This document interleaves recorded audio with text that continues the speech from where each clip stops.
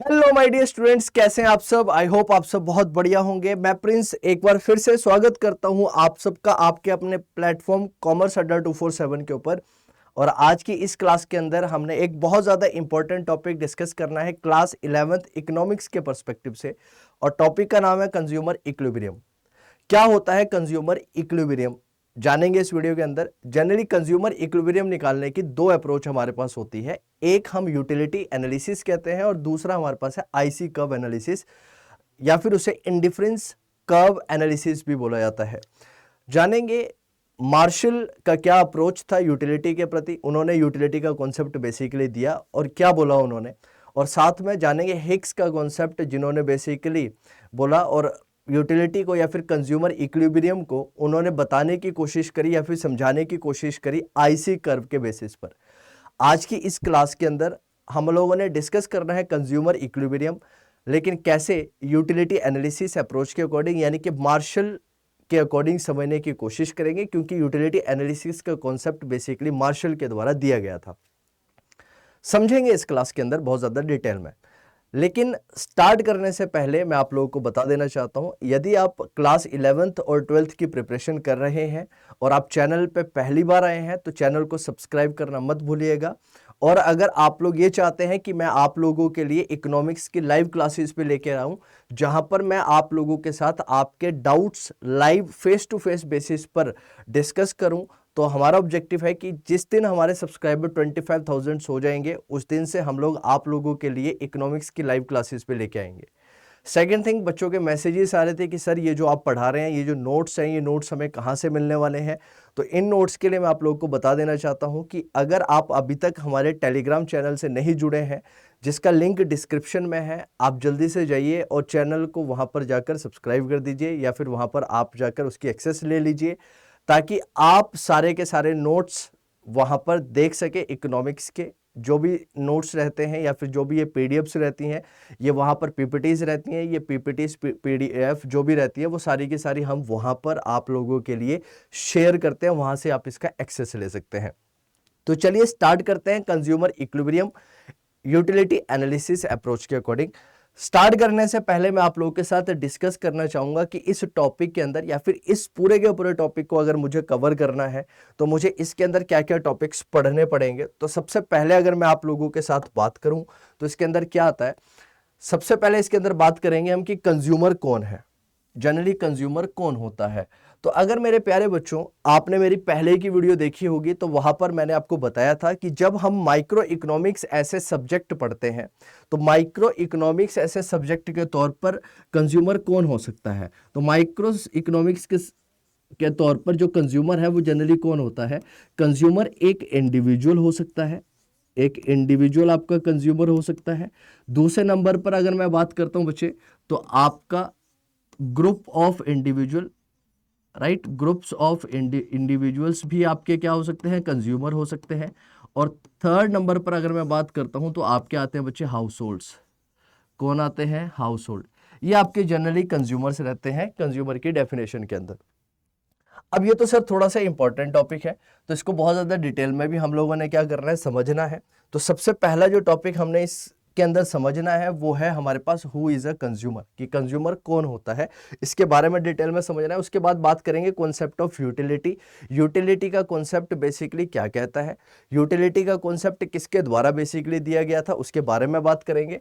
उसके बाद हम बात करेंगे मेजरमेंट ऑफ यूटिलिटी, यूटिलिटी को कैसे मेजर किया जाता है उसके बारे में हम लोगों ने समझना है कि हमारे पास जनरली यूटिलिटी को मेजर करने की दो अप्रोच हमारे पास रहती है। एक हमारे पास कार्डिनल अप्रोच है और एक हमारे पास ऑर्डिनल अप्रोच है। कार्डिनल की बात करूं तो कार्डिनल बेसिकली रिप्रेजेंट करता है नंबर्स को, कार्डिनल रिप्रेजेंट करता है किसको, नंबर्स को। और इसका अगर मैं बात करता हूं कार्डिनल अप्रोच का, तो ये जनरली अप्रोच दी गई थी मार्शल के द्वारा। किसके द्वारा दी गई थी, मार्शल, एल्डरफर्ड मार्शल उनका नाम था, राइट, उन्होंने इस अप्रोच को दिया था। और अगर मैं ऑर्डिनल अप्रोच की बात करता हूं तो ये कॉन्सेप्ट दिया गया था हिग्स के द्वारा। किसके द्वारा दिया गया था, हिग्स के द्वारा दिया गया था। कार्डिनल अप्रोच का कॉन्सेप्ट मार्शल के द्वारा दिया गया था और ऑर्डिनल अप्रोच का कॉन्सेप्ट हिग्स के द्वारा दिया गया था। कार्डिनल अप्रोच के अंदर बेसिकली मार्शल ने यह बोला था कि जो हम यूटिलिटी है उसको मेजर कर सकते हैं नंबर्स के अंदर, किस में मेजर कर सकते हैं, नंबर्स के अंदर। लेकिन उससे पहले यह समझना भी जरूरी है कि यूटिलिटी होती क्या है। स्टार्ट करेंगे, बताएंगे आपको वो भी, लेकिन पहले समझिएगा मार्शल ने कार्डिनल अप्रोच के अंदर ये बोला था कि जो हमारी यूटिलिटी होती है, यानी कि ये जो यूटिलिटी है इसको मेजर किया जा सकता है नंबर्स में, जबकि ऑर्डिनल अप्रोच के अंदर हिग्स ने ये बोला था कि जो हमारी यूटिलिटी है हम उसको मेजर नहीं कर सकते हैं, हम जस्ट क्या कर सकते हैं, उसको कंपेयर कर सकते हैं, कंपैरिजन कर सकते हैं, रैंकिंग कर सकते हैं, राइट। हम ये नहीं कह सकते कि भाई हमें यूटिलिटी जो है वो नंबर्स में भी मेजर की जा सकती है। तो आज की ये जो पूरी की पूरी वीडियो रहेगी वो इसी के ऊपर रहेगी, कार्डिनल अप्रोच के ऊपर रहेगी, राइट। क्योंकि ये यूटिलिटी का कॉन्सेप्ट कार्डिनल अप्रोच के पर्सपेक्टिव से समझा जाएगा और इसी के बेसिस पर हमने कंज्यूमर इक्विलिब्रियम निकालने की कोशिश करनी है। उसके बाद हमारे पास कॉन्सेप्ट आएगा, concept of total utility and marginal utility. अगर मैं टोटल यूटिलिटी की बात करूं जिसे कि रिप्रेजेंट किया जाता है टीयू से, और मार्जिनल यूटिलिटी की बात करूं जिसे रिप्रेजेंट किया जाता है एमयू से, टोटल यूटिलिटी कैसे निकलेगी और मार्जिनल यूटिलिटी है इसको कैसे निकाला जाएगा, इसके बारे में भी आज ही की क्लास के अंदर हम लोगों ने डिस्कस करना है। उसके बाद हमारे पास आता है law of diminishing marginal utility, right. इसको बोलते हैं DMU, law of diminishing marginal utility क्या कहता है, राइट। इसके बारे में भी आप लोगों के साथ चर्चा करनी है। उसके बाद है concept of consumer equilibrium. Consumer equilibrium का बेसिक मतलब होता क्या है, सबसे पहले यह समझना है कि कंज्यूमर इक्विलिब्रियम में कब आता है, या फिर कंज्यूमर इक्विलिब्रियम से आप लोग क्या समझते हैं। क्यों इंपॉर्टेंट है, क्योंकि कंज्यूमर इक्विलिब्रियम अप्रोच से ही हम लोगों ने यह समझना है कि इक्विलिब्रियम का मतलब होता क्या है और कंज्यूमर किस तरह से इक्विलिब्रियम में आएगा यूटिलिटी अप्रोच के अंदर। और यूटिलिटी के अंदर भी अगर मैं बात करूंगा तो सिर्फ और सिर्फ कार्डिनल अप्रोच के अंदर यहां पर बात करेंगे। उसके बाद हमारे पास आता है marginal utility analysis and consumer equilibrium. Marginal utility analysis का कॉन्सेप्ट जानेंगे कि मार्जिनल यूटिलिटी एनालिसिस क्या कहती है और कंज्यूमर इक्विलिब्रियम कैसे निकलेगा। और लास्ट हमारे पास है the limitation of the utility analysis. जो हमारी ये जो पूरी की पूरी अप्रोच है, यानी कि जो यूटिलिटी का कॉन्सेप्ट हम लोग पढ़ेंगे, इसकी सबसे बड़ी लिमिटेशन क्या थी, इस लिमिटेशन को कैसे फिर आगे चल के हिग्स के द्वारा सॉल्व किया गया, या फिर इस लिमिटेशन को कैसे हटाया गया, या फिर लिमिटेशन क्या रही इस पूरी की पूरी अप्रोच के अंदर, सबसे पहले हम लोगों ने उसके बारे में चर्चा करनी है। तो आइए स्टार्ट करते हैं। और स्टार्ट करने से पहले सबसे पहले आप लोगों के पास क्या है, हु इज अ कंज्यूमर। तो आप लोगों को मैंने ऑलरेडी कई बार बताया है, जब हम माइक्रो इकोनॉमिक्स मैंने आप लोगों के साथ डिस्कस करी तो वहां पर भी मैंने आपको बताया कि कंज्यूमर कौन है। कंज्यूमर का मतलब जनरली कौन होता है, कंज्यूमर अगर मैं हिंदी में भी आप लोगों के साथ डिस्कस करूं तो कंज्यूमर का मतलब है उपभोक्ता, जो किसी चीज का क्या करेगा, भोग करेगा, किसी चीज को कंज्यूम करेगा, वो हमारा क्या है, कंज्यूमर है। तो कंज्यूमर कौन है, कंज्यूमर सर कोई भी हो सकता है, कंज्यूमर कोई भी हो सकता है जो क्या करता है, चीजों को कंज्यूम करता है। और वो चीजें क्या कंज्यूम की जाएगी जनरली, अगर मैं कंज्यूमर की बात करूं तो कंज्यूमर क्या कंज्यूम करेगा सर, कंज्यूमर कंज्यूम करता है गुड्स एंड सर्विसेज। क्या कंज्यूम करता है, आपकी गुड्स और सर्विसेज को कंज्यूम करता है। तो अगर मैं आप लोगों से डिस्कस करूं कि कंज्यूमर कौन है, तो आप बोलेंगे सर कंज्यूमर कोई भी नहीं है, एक इकोनॉमिक एजेंट है। क्या है, एक इकोनॉमिक एजेंट है। और इकोनॉमिक एजेंट का मतलब क्या, याद होगा आपको, जो आपकी इकोनॉमिक एक्टिविटीज जो है, आपने अगर इकोनॉमिक एक्टिविटीज पढ़ी है तो जो उन इकोनॉमिक एक्टिविटीज को क्या करता है, राइट, उसी का ही एक क्या है, इकोनॉमिक एजेंट है, जो क्या करता है, गुड्स एंड सर्विसेज को यूज करता है for direct satisfaction of his और हर वांट। यानी कि जो भी उसकी वांट्स है, राइट, उन वांट्स को सेटिस्फाई करने के लिए जो गुड्स एंड सर्विसेज का कंजम्पशन करता है, उसका एक इकोनॉमिक एजेंट है एक कंज्यूमर। सिंपल सी सेंस में अगर मैं आप लोगों को समझाऊं तो कंज्यूमर कौन है सर, कंज्यूमर सर सीधी सी बात है जो गुड्स और सर्विसेज को कंज्यूम करे, वो कंज्यूमर है। इतना तो सर हमें पता है क्योंकि ये ऑलरेडी आपने पिछली वीडियोस में बहुत ज्यादा डिटेल में बता रखा है। अब अगला क्वेश्चन हमारे पास आता है कि कंज्यूमर कौन हो सकता है। तो कंज्यूमर के अंदर सर कौन कौन आ सकता है, तो कंज्यूमर के अंदर एक इंस्टीट्यूशन भी आ सकता है, एक संस्था भी आ सकती है, एक इंडिविजुअल भी आ सकता है, और एक ग्रुप ऑफ इंडिविजुअल भी हो सकता है, और हाउस होल्ड भी हो सकते हैं। यानी कि कंज्यूमर की कैटेगरी, यानी कि किसी भी चीज का उपभोग जो है वो किसके द्वारा किया जाएगा, यानी कि किसी भी चीज को कंज्यूम जो है वो किसके द्वारा किया जा सकता है, तो कंज्यूमर के द्वारा भी किया जा सकता है, एक इंडिविजुअल इंस्टीट्यूशन के द्वारा भी किया जा सकता है, एक इंडिविजुअल के द्वारा भी किया जा सकता है, या फिर ग्रुप ऑफ इंडिविजुअल्स के द्वारा भी किया जा सकता है, या फिर हाउस होल्ड के द्वारा भी चीजों को कंज्यूम किया जाता है। अब बात करेंगे इसके बाद कि कंज्यूमर बिहेवियर का मतलब क्या है। नेक्स्ट पॉइंट जो हमारे पास है कि कंज्यूमर बिहेवियर का मतलब क्या है। कंज्यूमर बिहेवियर का मेरे प्यारे बच्चों सिंपल सा मतलब होता है, अब मैंने आप लोगों को बताया कंज्यूमर कौन है, तो आपने बोला सर कंज्यूमर वो इकोनॉमिक एजेंट है जो गुड्स एंड सर्विसेज को कंज्यूम करता है, वो एक कंज्यूमर है। कंज्यूमर कई तौर पे हो सकता है, कंज्यूमर एक इंडिविजुअल भी हो सकता है, एक ग्रुप ऑफ इंडिविजुअल भी हो सकता है, एक इंस्टीट्यूशन भी हो सकता है और एक हाउस होल्ड भी हो सकता है। अब कंज्यूमर बिहेवियर का मतलब क्या है, कहते हैं एक कंज्यूमर है, हम कहते हैं ना कई बार कि भाई आपका बिहेवियर यानी कि एक इंडिविजुअल का बिहेवियर अलग अलग है।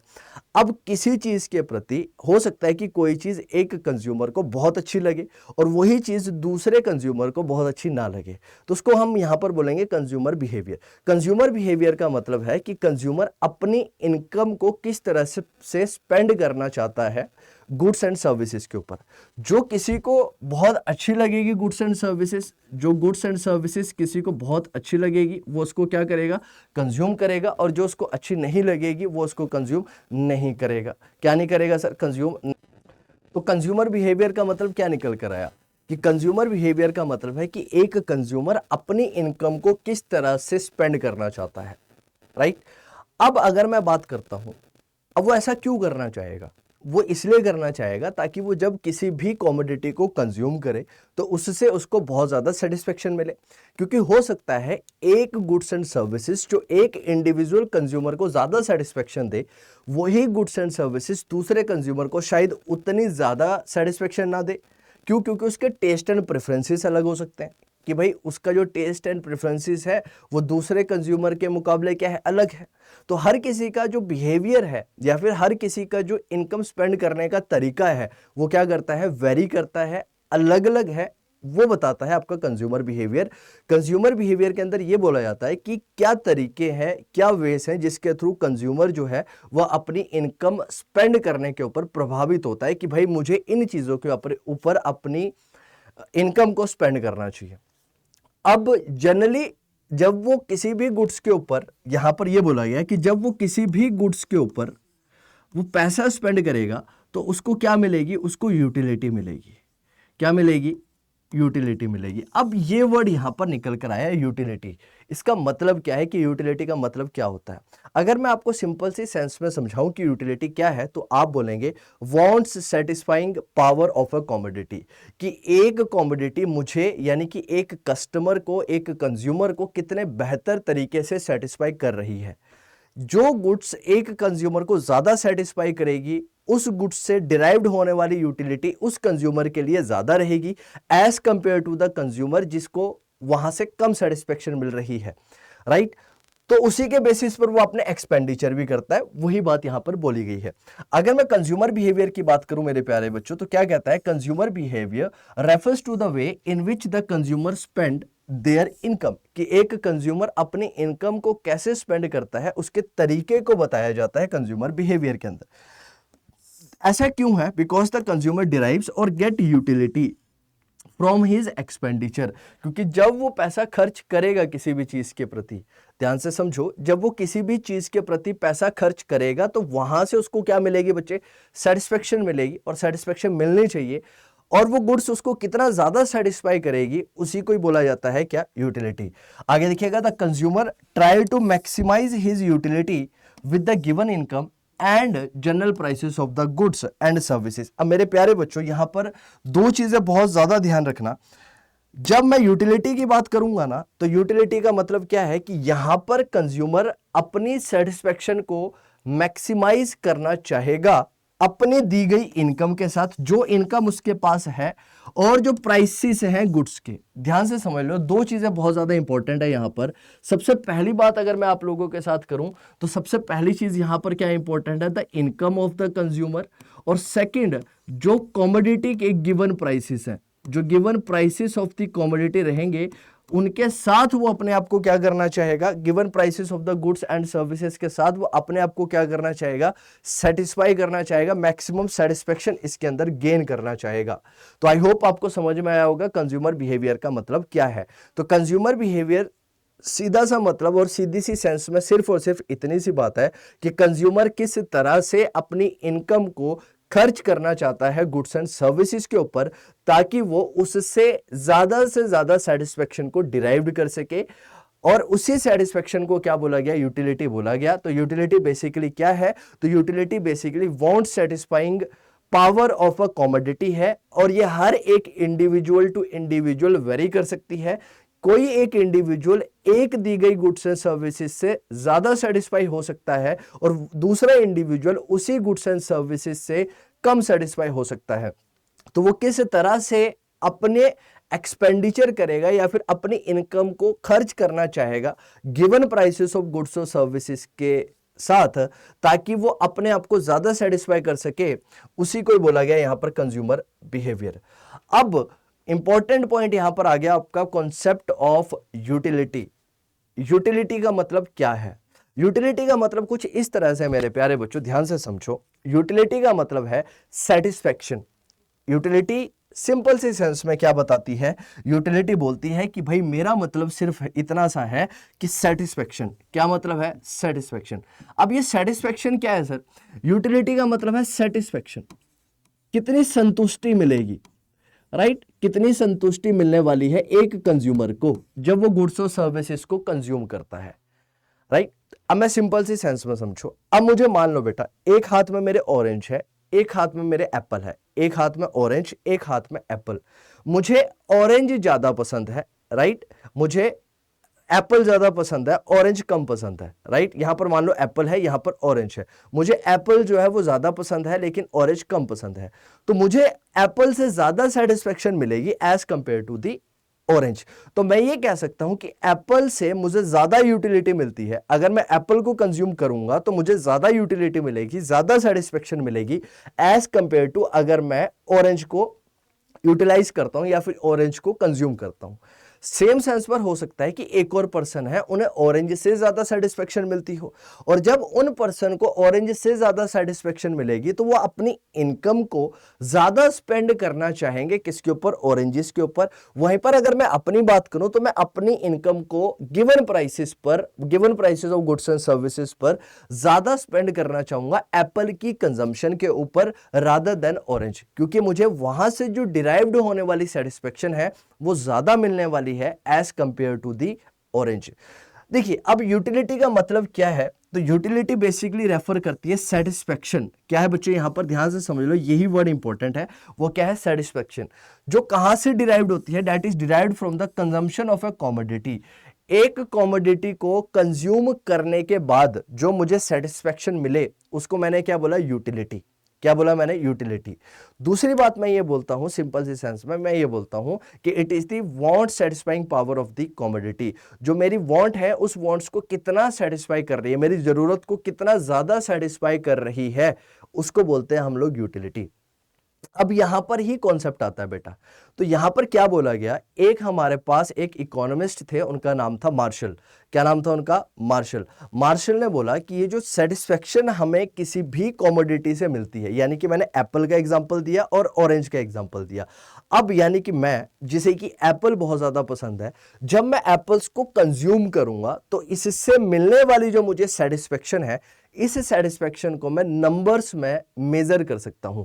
यानी मैं ये कह सकता हूं कि भाई इस एप्पल को जब मैंने कंज्यूम करा तो इससे मुझे जो सेटिस्फेक्शन मिली वो 10 यूटिल्स की है। यूटिल्स बेसिकली यूटिलिटी को मेजर करने की यूनिट है कार्डिनल अप्रोच के अंदर। यूटिल्स क्या है? Utils is nothing but it is basically a unit of measurement for utility in cardinal approach। जैसे कि हम लोग अगर दुकान पे जाते हैं और दुकान पे कोई गुड्स लेके आते हैं, जैसे कि मान लो मैं राइस लेके आया, तो मैं बोलता हूं दुकान वाले भैया से कि भैया मुझे 1 kg राइस दे दीजिए। तो केजी क्या हो गया? बेसिकली यूनिट ऑफ मेजरमेंट हो गई। सेम सेंस पर जो हमारी गुड्स एंड सर्विसेज जो हमें सेटिस्फाई करेगी उसको मेजर किया जा सकता है नंबर्स के अंदर, और उसकी यूनिट यहां पर बताई मार्शल ने, यूटिल्स। मार्शल ने बोला कि हम जब इसको बता सकते हैं कि भाई अब मैं एक एप्पल कंज्यूम कर रहा हूं तो इससे मुझे 10 यूटिल्स की सेटिस्फेक्शन मिल रही है, वहीं पर किसी एक पर्सन जिसको वो कम सेटिस्फेक्शन दे रहा होगा उसको 8 यूटिल्स की सेटिस्फेक्शन मिलती होगी, किसी को 6 यूटिल्स की सेटिस्फेक्शन मिलती होगी। अब ये डिफाइन करता है या फिर डिफर करता है पर्सन टू पर्सन। लेकिन मार्शल ने क्या बोला था कि ये जो पूरा का पूरा कॉन्सेप्ट है यूटिलिटी का, इसको हम मेजर कर सकते हैं किसके अंदर, नंबर्स के अंदर। और हम ये कह सकते हैं कि जब हम किसी भी प्रोडक्ट को कंज्यूम करेंगे या फिर एक कंज्यूमर किसी भी गुड्स को कंज्यूम करता है तो उससे मिलने वाली सेटिस्फेक्शन को हम किसके अंदर मेजर कर सकते हैं, नंबर्स के अंदर क्या कर सकते हैं, मेजर कर सकते हैं। तो आइए थोड़ा सा समझते हैं। यहां पर क्या बोला, कहता है it is the satisfaction derived from the consumption of a commodity. एक कमोडिटी को कंज्यूम करने की वजह से एक कंज्यूमर को कितनी सेटिस्फेक्शन मिली, उसको बोला जाता है क्या, यूटिलिटी। यानी कि यूटिलिटी का सीधा सीधा मतलब मेरे प्यारे बच्चों क्या है, सेटिस्फेक्शन से है। किससे है, सेटिस्फेक्शन से है कि कितनी सेटिस्फेक्शन मिलती है। और दूसरी बात इसमें यह भी बोला जा सकता है it is the want satisfying power of the commodity, कि एक कमोडिटी कितना ज्यादा हमारी वांट्स को क्या कर रही है, सेटिस्फाई कर रही है, उसकी बात यहां पर की गई। आगे क्या कहता है, consumption of goods and services lead to the satisfaction in the human beings. Example, if you consume a cup of coffee you get satisfaction, this satisfaction is known as utility. तो क्या कहता है बच्चों कि जब हम कंजम्पशन करते हैं, जब हम कंज्यूम करते हैं किसी भी गुड्स एंड सर्विसेज का, जब कोई भी इंडिविजुअल है, कोई भी इंस्टीट्यूशन है या फिर कोई भी ग्रुप ऑफ इंडिविजुअल्स है या फिर हाउस होल्ड्स है, जब वो कंजम्पशन करेंगे, किसका कंजम्पशन करेंगे, किसी भी गुड्स एंड सर्विसेज का कंजम्पशन करते हैं तो उससे उसको क्या डिराइव्ड होती है, सेटिस्फेक्शन मिलती है। और उसी सेटिस्फेक्शन को हम लोग क्या बोलते हैं, यूटिलिटी बोलते हैं, राइट।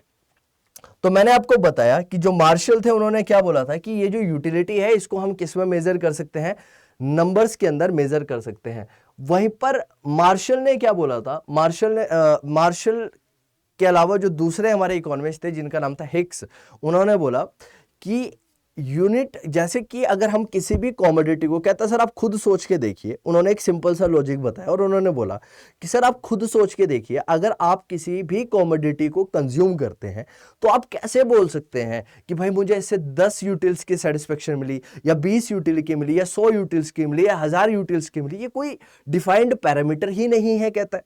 बस सर हम यहां पर ये कहते हैं कि सर सीधी सी बात है, आप नंबर्स में मेजर नहीं कर सकते यूटिलिटी को, आप क्या कर सकते हैं, चीजों को कंपेयर कर सकते हैं। क्या कर सकते हैं, कंपेयर कर सकते हैं।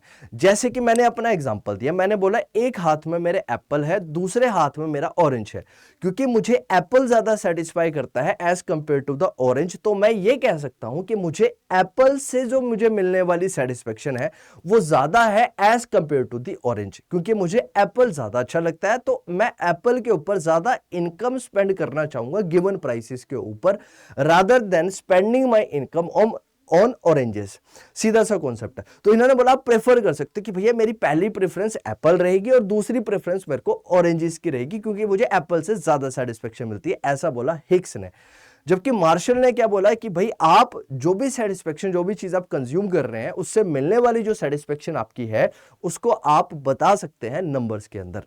ठीक है, चलिए नेक्स्ट हमारे पास क्या है बच्चे, नेक्स्ट हमारे पास है measurement of utility, cardinal approach and ordinal measurement. Cardinal का मतलब क्या हुआ बच्चे, नंबर्स। अब यूटिलिटी का जो आपका कॉन्सेप्ट है, यानी कि want satisfying power of a commodity का जो आपका कॉन्सेप्ट है, यहां पर दो अप्रोच है या फिर दो तरीके से इसको समझाया जा सकता है या फिर समझा जा सकता है। पहली अप्रोच क्या है, कार्डिनल अप्रोच है, दूसरी हमारी क्या है, ऑर्डिनल अप्रोच है। कार्डिनल नाम से पता चलता है, कार्डिनल बेसिकली रिप्रेजेंट करता है नंबर सिस्टम को। किसको रिप्रेजेंट करता है बच्चे, नंबर सिस्टम को। It basically represent the number system, ये नंबर सिस्टम को रिप्रेजेंट करता है। और ऑर्डिनल बेसिकली किसको रिप्रेजेंट करता है, ऑर्डर को, ऑर्डर को। यानी कि यहां पर आप बेसिकली बात करेंगे प्रेफरेंस की। किसकी बात करने वाले हैं आप, यहां पर प्रेफरेंस की बात करने वाले हैं, राइट। तो यहां पर क्या बोला गया, देखो कार्डिनल यूटिलिटी ये किसके द्वारा दिया गया था, मैंने आपको बताया, it was given by Alfred Marshall. किसके द्वारा दिया गया था इसका कॉन्सेप्ट, अल्फ्रेड मार्शल ने आपका कार्डिनल अप्रोच का कॉन्सेप्ट दिया था या फिर कार्डिनल यूटिलिटी का कॉन्सेप्ट दिया था। और अल्फ्रेड मार्शल ने क्या बोला था कि he believe that we can measure the satisfaction in term of the cardinal number. यानी कि आप किसी भी गुड्स और सर्विसेज को अगर कंज्यूम कर रहे हो ध्यान से समझ लो कि अगर आप किसी भी गुड्स एंड सर्विसेज को कंज्यूम कर रहे हो तो उससे मिलने वाली जो आपकी सेटिस्फेक्शन है उसको आप मेजर कर सकते हो किसके अंदर, नंबर्स के अंदर। सेटिस्फेक्शन को मेजर कर सकते हो कैसे बच्चे, कार्डिनल नंबर्स के फॉर्म में। और वो नंबर्स क्या है, 1 2 3 4 एटसेट्रा। यानी कि आप बोल सकते हो कि भाई मैं अगर इस चीज को कंज्यूम कर रहा हूं तो इससे मिलने वाली जो मुझे सेटिस्फेक्शन है वो 4 यूटिल्स या 5 यूटिल्स की है।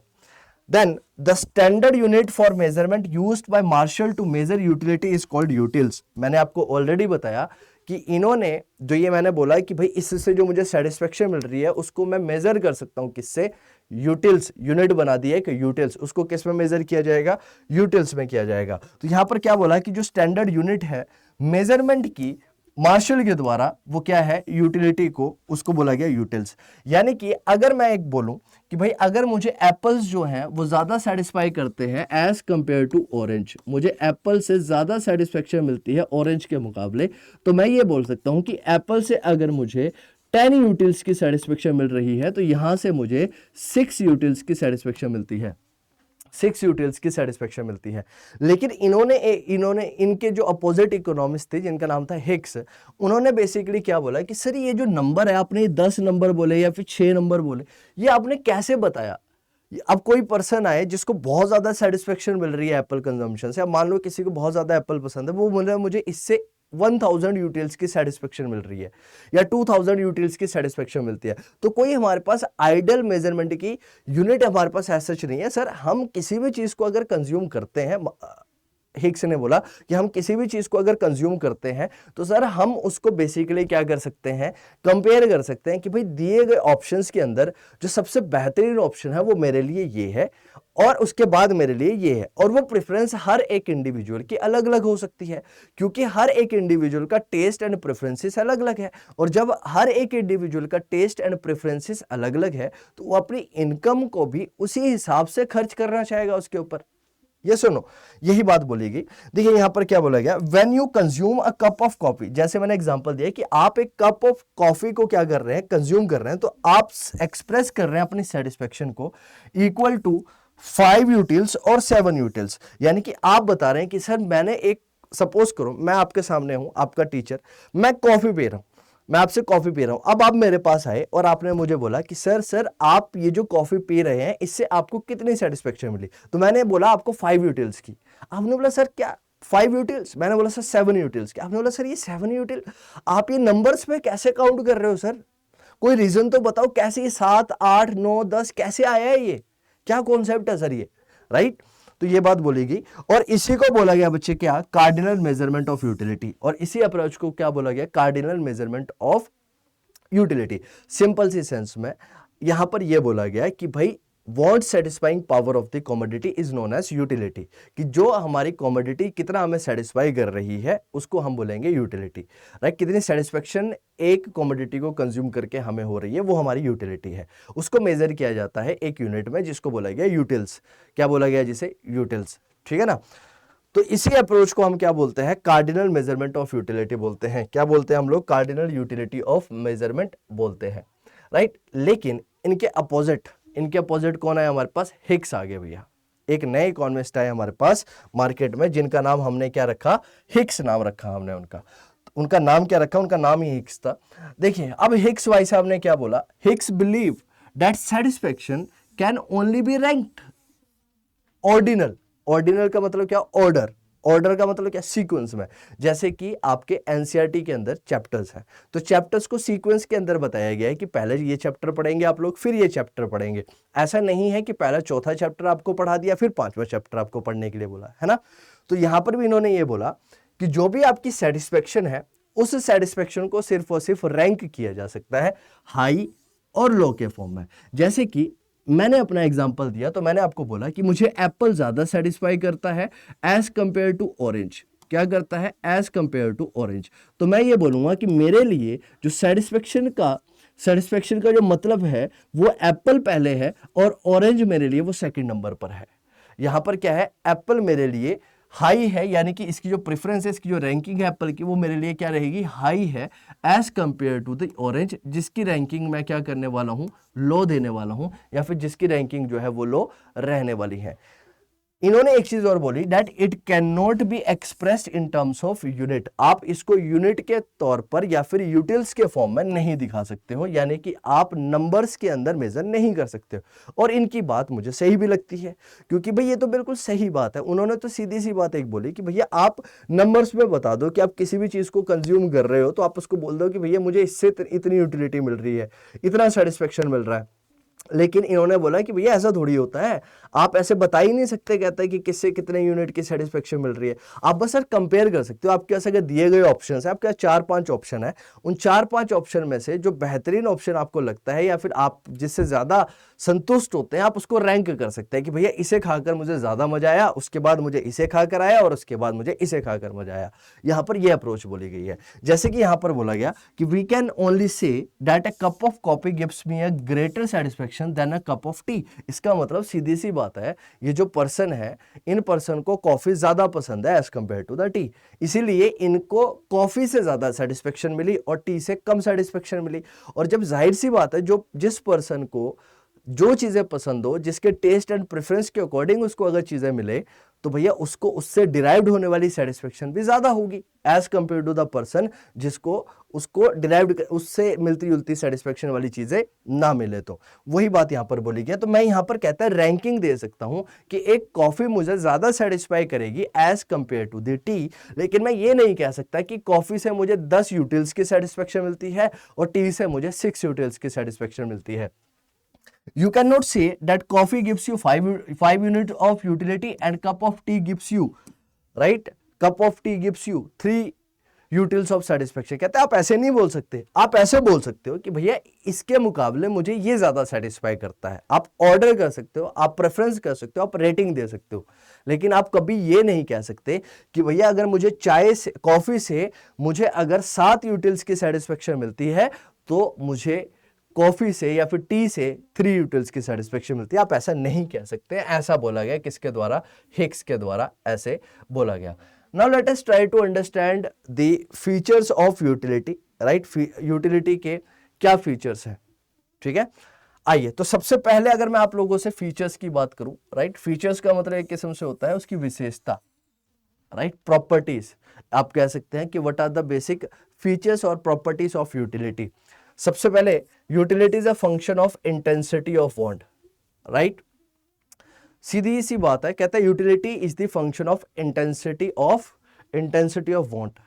इंटेंसिटी का मतलब है आपको वो चीज कितनी ज्यादा चाहिए, उसके ऊपर डिपेंड करती है।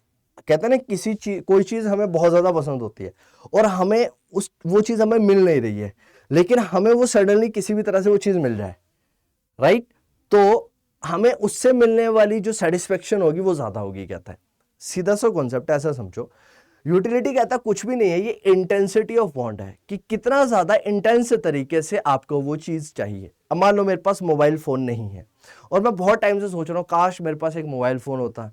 मेरे पास अगर मोबाइल फोन होता तो मैं उसके अंदर पबजी गेम खेलता, राइट? मेरे पास मोबाइल फोन होता तो शायद मैं उससे बहुत अच्छी तरह से ऑनलाइन क्लासेस ज्वाइन करता, मैं अच्छी तरह से पढ़ता, राइट? तो उसकी इंटेंसिटी क्या है? क्यूरियोसिटी। मुझे वो चीज क्या चाहिए? बहुत ज्यादा इंटेंस तरीके से चाहिए कि भैया काश मेरे पास हो, ये मिल जाए। अब मान लो सडनली ऐसा सोचो, आपका बर्थडे आया और आपको आपके पेरेंट्स ने मोबाइल फोन गिफ्ट कर दिया। आपके पेरेंट्स आए और आपको बोला हैप्पी बर्थडे टू यू बच्चे, और ये मोबाइल फोन ले। आपको मोबाइल फोन दिया। अब आप सोचो कि आप कितना ज्यादा सेटिस्फाई फील करेंगे, राइट? कितना ज्यादा सेटिस्फाई फील करेंगे। और दूसरी चीज यहां पर बोलेगी कि अर्जेंसी, रिक्वायरमेंट कितनी है, राइट? अर्जेंट, कितना अर्जेंट आपको वो चीज रिक्वायर्ड है। जितनी ज्यादा किसी भी चीज की अर्जेंसी आपके पास होगी, जितनी ज्यादा जरूरत आपको किसी चीज की होगी, उससे मिलने वाली सेटिस्फेक्शन उतनी ज्यादा होगी आपको। यानी कि अब आपको मोबाइल फोन चाहिए था, मोबाइल फोन आपके पेरेंट्स ने आपको दे दिया, अब आपको अर्जेंसी थी, आपको मिल गया। अब आपको जो उससे सेटिस्फेक्शन मिलेगी वो बहुत ज्यादा होगी, लेकिन over the period of time क्या कहते हैं, ये सेटिस्फेक्शन कम होती चली जाती है। बात करेंगे इसके बारे में भी। It means that utility depends upon the urgency of the want. Higher the urgency of want, higher is the utility derived and vice versa. जितनी ज्यादा आपको किसी चीज की रिक्वायरमेंट है, उतनी ज्यादा ही आपको वहां से यूटिलिटी मिलने वाली है, और जिस चीज की आपको रिक्वायरमेंट कम है, वहां से आपको सेटिस्फेक्शन कम मिलेगी। राइट जैसे कि आपको मान लो पिज्जा खाने की इच्छा बहुत ज्यादा है और दूसरी साइड आपको आपके घर पे माता जी ने रोटी बना के रखी हुई है। तो जब माता जी ने आपके लिए रोटी बना के रखी है और आपको एक साइड अर्जेंसी पिज्जा खाने की, अब आप सोचो पिज्जा आपको मिल जाए, तो जैसे आप पिज्जा की फर्स्ट स्लाइस कंज्यूम करेंगे, जैसे आप पिज्जा की फर्स्ट बाइट लेंगे, स्लाइस कंज्यूम करेंगे, तो आपको बहुत ज्यादा सेटिस्फेक्शन मिलेगी एज कंपेयर टू दी रोटी जो आपकी माता जी ने आपके लिए बनाई है उसके मुकाबले में। सेकंड, पहली बात तो यह है, कहता है utility subjective in nature. Right, subjective concept है ये। राइट, सब्जेक्टिव का मतलब क्या है, मैंने आपको ऑलरेडी बताया है कि सब्जेक्टिव का मतलब है that it varies from person to person. अब यूटिलिटी जो है, सेटिस्फेक्शन किसी भी चीज से जो किसी भी पर्सन को मिलती है, कहता है वो इंडिविजुअल टू इंडिविजुअल डिफर करती है। सर क्यों डिफर करती है? क्योंकि हर एक इंडिविजुअल का टेस्ट एंड प्रेफरेंस अलग अलग है। हर एक इंडिविजुअल अपनी इनकम को अलग तरीके से स्पेंड करना चाहता है। राइट, हर किसी का जीने का तरीका, लाइफस्टाइल का तरीका अलग अलग है, तो उसकी जो रिक्वायरमेंट्स है गुड्स एंड सर्विसेज की, वो भी अलग है। इसलिए क्या कहता है, ये एक सब्जेक्टिव है, सब्जेक्टिव कॉन्सेप्ट है। क्यों? क्योंकि utility derived from consumption of a goods varies person to person, I that is utility from cup of coffee may be different for any two individual. अब मान लो इसका सीधा सा ऐसा कॉन्सेप्ट है, मान लो दो इंडिविजुअल है, एक हमारे पास मिस्टर ए है और एक हमारे पास मिस्टर बी है। मिस्टर ए जो है हमारे पास, मिस्टर ए को कॉफी बहुत ज्यादा पसंद है, मिस्टर ए को कॉफी बहुत ज्यादा पसंद है, लेकिन जो हमारे मिस्टर बी है इनको टी बहुत ज्यादा पसंद है। क्या पसंद है इन्हें? टी बहुत ज्यादा पसंद है। और जब मैं मिस्टर ए की बात करूंगा, मिस्टर ए को मैं कॉफी भी दे दूं और मिस्टर ए को मैं टी भी दे दूं, तो मिस्टर ए को जो कॉफी से सेटिस्फेक्शन डिराइव्ड होगी वो ज्यादा होगी as compare to the tea, as compare to the tea. लेकिन वहीं पर अगर मैं मिस्टर बी की बात करूं, तो मिस्टर बी को जो टी से सेटिस्फेक्शन मिलेगी वो बहुत ज्यादा होगी as compare to the coffee. Right, क्यों? क्योंकि सब्जेक्टिव कॉन्सेप्ट है और ये पर्सन टू पर्सन वेरी करता है, ये पर्सन टू पर्सन डिफर करता है। Third, utility is not always related to the usefulness. Right, utility का कभी भी यूजफुलनेस से कहता लेना देना नहीं है, इज नॉट ऑलवेज, हमेशा कहता है यूटिलिटी हमेशा यूजफुलनेस से रिलेट करे ऐसा जरूरी नहीं है। राइट, कोई चीज हमें, राइट, कोई चीज हमें बहुत ज़्यादा यूजफुल है तो हमें वो बहुत ज़्यादा सेटिस्फेक्शन दे, ऐसा भी ज़रूरी नहीं है। कोई चीज़ें हमारे लिए बहुत ज़्यादा यूजफुल नहीं है लेकिन उससे भी हमें सेटिस्फेक्शन बहुत ज़्यादा मिलती है। जैसे कि एक ड्रंकर्ड के बारे में सोचो, एक ड्रंकर्ड पर्सन के बारे में सोचो जो बहुत ज़्यादा एल्कोहलिक है, जो बहुत ज़्यादा ड्रिंक करता है। अब वो मान लो बेटा वो किसी भी चीज़ को कंज्यूम कर, अब वो अल्कोहल कंज्यूम कर रहा है, अब उसने पहली अल्कोहल का ग्लास पिया तो उसे क्या होगा? सेटिस्फेक्शन मिलेगी। जैसे वो दूसरे का पिएगा तो उसे और ज्यादा सेटिस्फेक्शन मिलेगी। राइट, तो देखिए यहां पर क्या कहता है, higher consumption of alcohol may provide higher utility to the drunkard but may not be otherwise useful. Right, अब एक ड्रंकर्ड है, एक राइट अल्कोहलिक पर्सन है, वो ज्यादा से ज्यादा अल्कोहल कंज्यूम कर रहा है तो उसे ज्यादा से ज्यादा सेटिस्फेक्शन मिलेगी, वो और ज्यादा ड्रिंक करना चाहेगा, और ज्यादा ड्रिंक करना चाहेगा। राइट, लेकिन ऐसा जरूरी नहीं है कि वो चीजें उसके लिए क्या हो, यूजफुल हो। यूजफुल तो नहीं है वो उसके लिए, लेकिन फिर भी वो उससे क्या कर रहा है, सेटिस्फेक्शन डिराइव्ड कर रहा है। वो फिर भी उस चीज से क्या ले रहा है, सेटिस्फेक्शन डिराइव कर रहा है। वो बात यहां पर बोली गई। राइट, तो आई होप आप लोगों को अभी तक यूटिलिटी का कॉन्सेप्ट बहुत अच्छी तरह से समझ में आ गया होगा। अगर आपको कॉन्सेप्ट समझ में आ रहा है और आप चाहते हैं कि मेरे साथ आप लोग लाइव क्लासेस ले, तो आपका टारगेट है 25,000 सब्सक्राइबर का। जैसे ही इस चैनल के ऊपर 25,000 सब्सक्राइबर हो जाएंगे, मैं आप लोगों के लिए कमिटेड हूं और मैं आप लोगों से प्रॉमिस करता हूं कि मैं आप लोगों के लिए लाइव क्लासेस लेके आऊंगा इसी चैनल के ऊपर, और जहां पर इकोनॉमिक्स को ना तो सिर्फ समझेंगे बल्कि आपके डाउट्स भी मैं लाइव लेने वाला हूं इसी चैनल के ऊपर, इसी प्लेटफॉर्म के ऊपर। तो चैनल को लाइक शेयर सब्सक्राइब करना मत भूलिएगा, शेयर करते रहिए ताकि आप लोग भी कॉन्सेप्ट्स का मजा ले सकें, आपको भी चीजें समझ में आती रहे और साथ ही साथ में हम लोग भी कहीं ना कहीं एक्साइटेड रहें आप लोगों को इसी तरह के कंटेंट देने के लिए। देन हमारे पास क्या कहता है, concept of total utility and marginal utility. अब टोटल यूटिलिटी और मार्जिनल यूटिलिटी का मतलब क्या होता है? राइट, अब टोटल यूटिलिटी कुछ ऐसा समझो। राइट, ध्यान से समझना। टोटल यूटिलिटी अगर मुझे निकालनी है, सपोज करो मैंने एप्पल कंज्यूम करा, मैंने एग्जांपल लिया एप्पल का, ठीक है। अब सपोज करो मैं एप्पल को कंज्यूम कर रहा हूं, अब मैं पहला एप्पल लेके आया, एक एप्पल लेके आया, राइट। पहला एप्पल कंज्यूम करा तो क्योंकि मुझे एप्पल ज्यादा सेटिस्फेक्शन देता है, तो जैसे ही मैं पहला एप्पल कंज्यूम करूंगा तो मुझे उससे मिलने वाली सेटिस्फेक्शन बहुत ज्यादा होगी, राइट। बहुत ज्यादा एप्पल खाऊंगा तो बहुत ज्यादा मुझे तसल्ली मिलेगी। कुछ ऐसा समझो, आप भूखे हो, आपको भूख लग रही है। अब जैसे ही आपको भूख लगी, आप घर पहुंचे और घर पहुंचने के बाद आपको खाना, माता जी ने खाना दिया, और जैसे ही माता जी ने आपको खाना दिया, आप खाना खा रहे हैं, तो जैसे ही आप पहली चपाती खाएंगे या फिर पहली रोटी खाएंगे, तो पहली रोटी से आपको क्या होगा, बहुत ज्यादा सेटिस्फेक्शन मिलती है, बहुत ज्यादा सुकून मिलेगा। लेकिन जैसे ही आपने पहली रोटी खाई, उसके बाद जब आप दूसरी रोटी खाने लगोगे, पहली वाली के मुकाबले दूसरी वाली में जो सेटिस्फेक्शन होगी वो कम हो जाएगी। तीसरी वाली जैसी आप कंज्यूम करोगे, आपकी सेटिस्फेक्शन थोड़ी और कम होगी। फोर्थ जैसे कंज्यूम करोगे, आपकी सेटिस्फेक्शन और कम हो जाएगी। और फिफ्थ पॉइंट ऐसा आएगा जिसको पॉइंट ऑफ सैचुरेशन बोला जाएगा। उस पॉइंट पर आगे आप फिर एडिशनल चपाती या फिर रोटी खाना प्रेफर नहीं करेंगे। अगर आप उसके बाद कंज्यूम करते हैं तो आपकी जो यूटिलिटी है वो नेगेटिव होना शुरू हो जाएगी, वो माइनस में जाना शुरू हो जाएगी। आपने कभी भी देखा होगा कि जब आप किसी चीज के लिए बहुत ज्यादा क्रेव करते हैं तो इनिशियली जैसे ही आपको वो चीज मिलती है और आप पहले ही जैसे उसको कंज्यूम करते हैं तो उससे आपको बहुत ज्यादा आनंद आता है। लेकिन over the period of time अगर आप उसे कॉन्टिन्यूटी में खाते चले जाओ, तो एक पॉइंट ऐसा आएगा उसके बाद आप उस कमोडिटी को कंज्यूम करना नहीं चाहेंगे। लेकिन उसके बावजूद भी अगर आप उसको कंज्यूम करते हैं तो आप क्या करेंगे, आपको ऐसा टाइम आएगा यू फील लाइक वॉमिटिंग। आप बोलोगे कि यार अब इसको छोड़ दो, बस अब नहीं खाना है, इसको छोड़ दो बस इसे, right. That is point of saturation. उस पॉइंट के बाद आपकी उस यूनिट से या फिर उस कमोडिटी से जो मिलने वाली सेटिस्फेक्शन है वहां से माइनस में या फिर नेगेटिव में जाना शुरू हो जाती है। तो अगर मैं टोटल यूटिलिटी की बात करता हूं तो टोटल यूटिलिटी का मतलब क्या है? टोटल यूटिलिटी का सिंपल सा मतलब होता है, it is basically total utility is nothing but total utility is summation of marginal utility. Total utility is nothing but summation of marginal utility. अगर मुझे इसको शो करना हो तो इसको मैं ऐसे बोल सकता हूं कि total utility is nothing but summation of marginal utility. Sir आपने ये तो लिख दिया कि टोटल यूटिलिटी कुछ भी नहीं है, ये समेशन है मार्जिनल यूटिलिटी का। इसको समेशन कर लीजिएगा, ई लिखा हुआ है यहाँ पे, ये समेशन है बच्चे, समेशन है मार्जिनल यूटिलिटी का। ये तो हमने लिख लिया। अब पहले तो हमें ये तो समझाओ कि मार्जिनल यूटिलिटी होता क्या है। अगर मुझे ये पता है कि मार्जिनल यूटिलिटी का मतलब क्या होता है, तभी तो मैं ज्यादा बेहतर तरीके से समझ पाऊंगा कि टोटल यूटिलिटी का मतलब क्या है। तो मार्जिनल यूटिलिटी का मतलब आइए सबसे पहले समझते हैं। मार्जिनल यूटिलिटी का मतलब होता है कि एक एडिशनल यूनिट को कंज्यूम करने से आपको कितनी सेटिस्फेक्शन मिल रही है। यानी कि अगर मैं एक एडिशनल यूनिट कंज्यूम कर रहा हूं तो उससे मिलने वाली सेटिस्फेक्शन, राइट, हर एक एडिशनल यूनिट से मिलने वाली सेटिस्फेक्शन मेरे को क्या कहलाएगी? मार्जिनल यूटिलिटी कहलाएगी। और जब मैं हर एक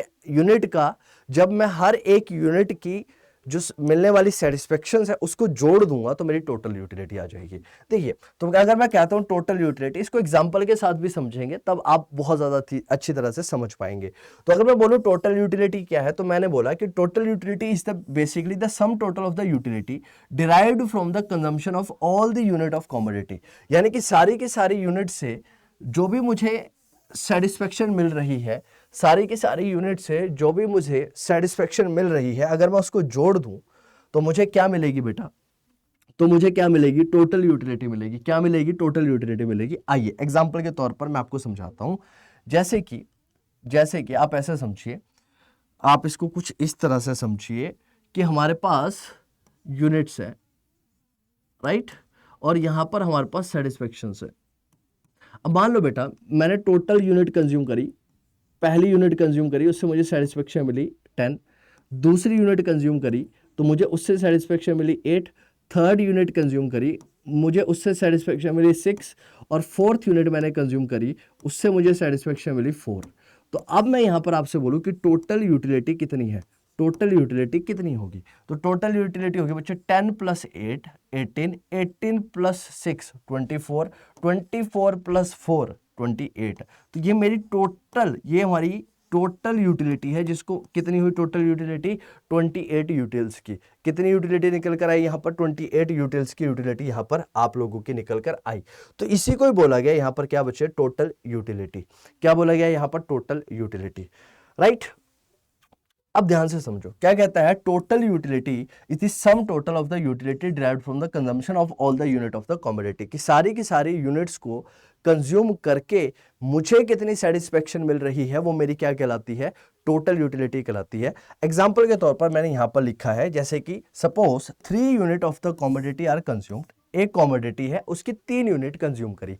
एप्पल है, अब 3 एप्पल मैंने खाए, एप्पल्स मुझे पसंद है तो 3 एप्पल्स मैंने क्या कर लिए, कंज्यूम कर लिए। And the first unit provide satisfaction of the 10 utils. अब देखना ये कम होती चली जाएगी, और यही आपका law of diminishing marginal utility भी है। आगे चल के समझेंगे क्या कहता है law of diminishing marginal utility, इसी तरह की कुछ बातें करता है आपका law of diminishing marginal utility, समझेंगे। तो 3 यूनिट मैंने कंज्यूम करी, पहली यूनिट को कंज्यूम करने के बाद जो मुझे सेटिस्फेक्शन मिली वो 10 यूटिल्स की थी। सेकंड यूनिट को जैसे ही मैंने कंज्यूम करा मुझे उससे सेटिस्फेक्शन मिली 9 यूनिट की। पहली में 10 थी बेटा, दूसरी में 9 हो गई। थर्ड यूनिट को जैसे ही मैंने कंज्यूम करा मेरे को सेटिस्फेक्शन मिली 8 यूनिट की। टोटल यूटिलिटी कितनी निकल कर आई, 10 + 9 + 8, वो आ गई टोटल यूटिलिटी हमारी 27 यूटिल्स की। मुझे कितनी यूटिल्स की सेटिस्फेक्शन मिली, 27 यूटिल्स की, यानी कि मैंने जितनी भी यूनिट कंज्यूम करी उन यूनिट का अगर मैंने सम टोटल कर दिया, उन यूनिट का मैंने क्या कर दिया बच्चे, सम टोटल कर दिया, तो मेरा क्या निकल कर आ जाएगी, टोटल यूटिलिटी वहां पर निकल कर आ जाएगी। Now try to understand total utility. तो टोटल यूटिलिटी का मतलब क्या है, marginal utility of the first, marginal utility of the second, marginal utility of the third, till marginal utility of the nth unit. अब मैंने आप लोगों को क्या बताया, मार्जिनल यूटिलिटी का मतलब है कि एक एडिशनल यूनिट को कंज्यूम करने से मिलने वाली सेटिस्फेक्शन। पहली यूनिट थी, दूसरी यूनिट थी, पहली यूनिट को कंज्यूम करा 10 यूटिल्स की सेटिस्फेक्शन, दूसरी यूनिट को कंज्यूम करा 9 यूटिल की सेटिस्फेक्शन। तो मेरी जो एडिशनल यूनिट से जो सेटिस्फेक्शन मुझे मिल रही है वो कितनी है, एक यूनिट की है। तो उसको जब मैं जोड़ता चला जाऊंगा, उसको मैं क्या करता चला जाऊंगा, जोड़ता चला जाऊंगा एडिशनल यूनिट से। जैसे पहली यूनिट से 10 थी, दूसरी में 9 थी, तीसरी में 8 थी, तो इसी तरह से जितनी भी यूनिट को हम कंज्यूम करेंगे उनको जोड़ता चला गया तो मेरा क्या निकल कर आ जाएगा, टोटल यूटिलिटी निकल कर आ जाएगा। और टोटल यूटिलिटी क्या होती है आपकी, समेशन। टोटल यूटिलिटी क्या होती है आपकी, summation of the marginal utility. कैसे निकलती है, it is basically the summation of the marginal utility. अगर मैं मार्जिनल यूटिलिटी को जोड़ दूं तो मेरी टोटल यूटिलिटी कहीं ना कहीं निकल कर आ जाएगी। यही बात यहां पर बोली गई है।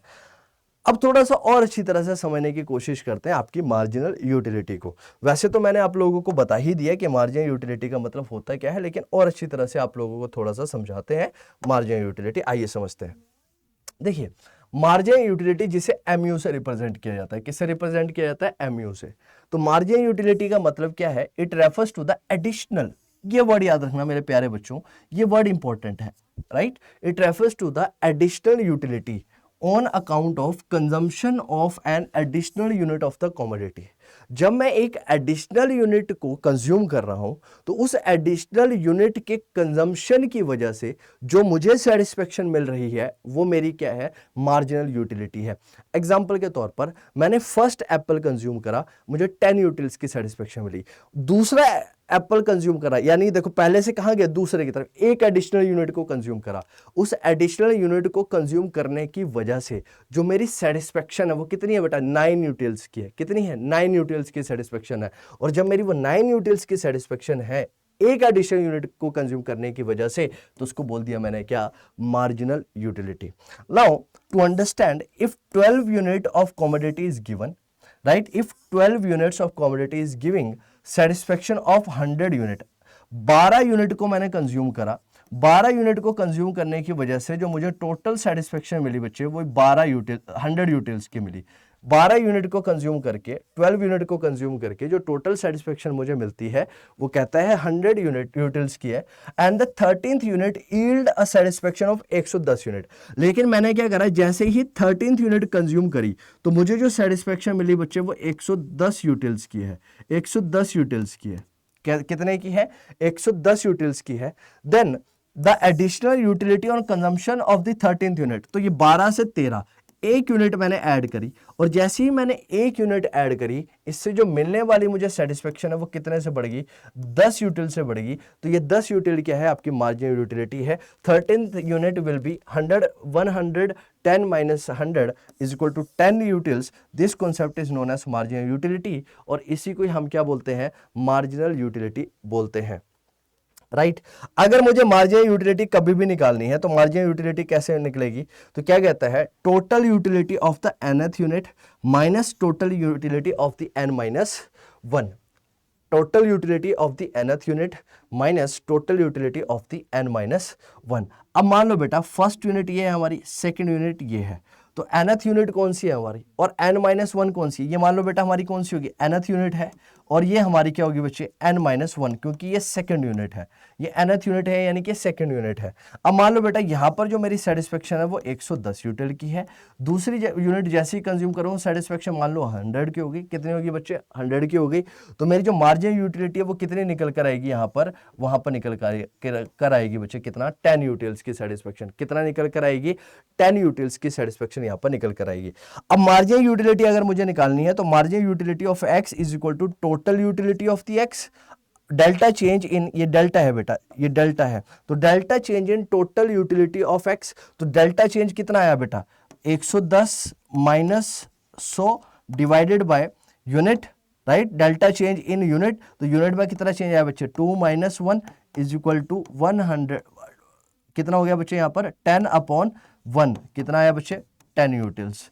आप इसको ऐसे भी क्या कर सकते हैं, कैलकुलेट कर सकते हैं, you can calculate this like this, ठीक है, ऐसे भी आप लोग क्या कर सकते हैं, ऐसे कैलकुलेट कर सकते हैं, ठीक है। Now let us try to understand the concept of total utility and marginal utility with the help of an example।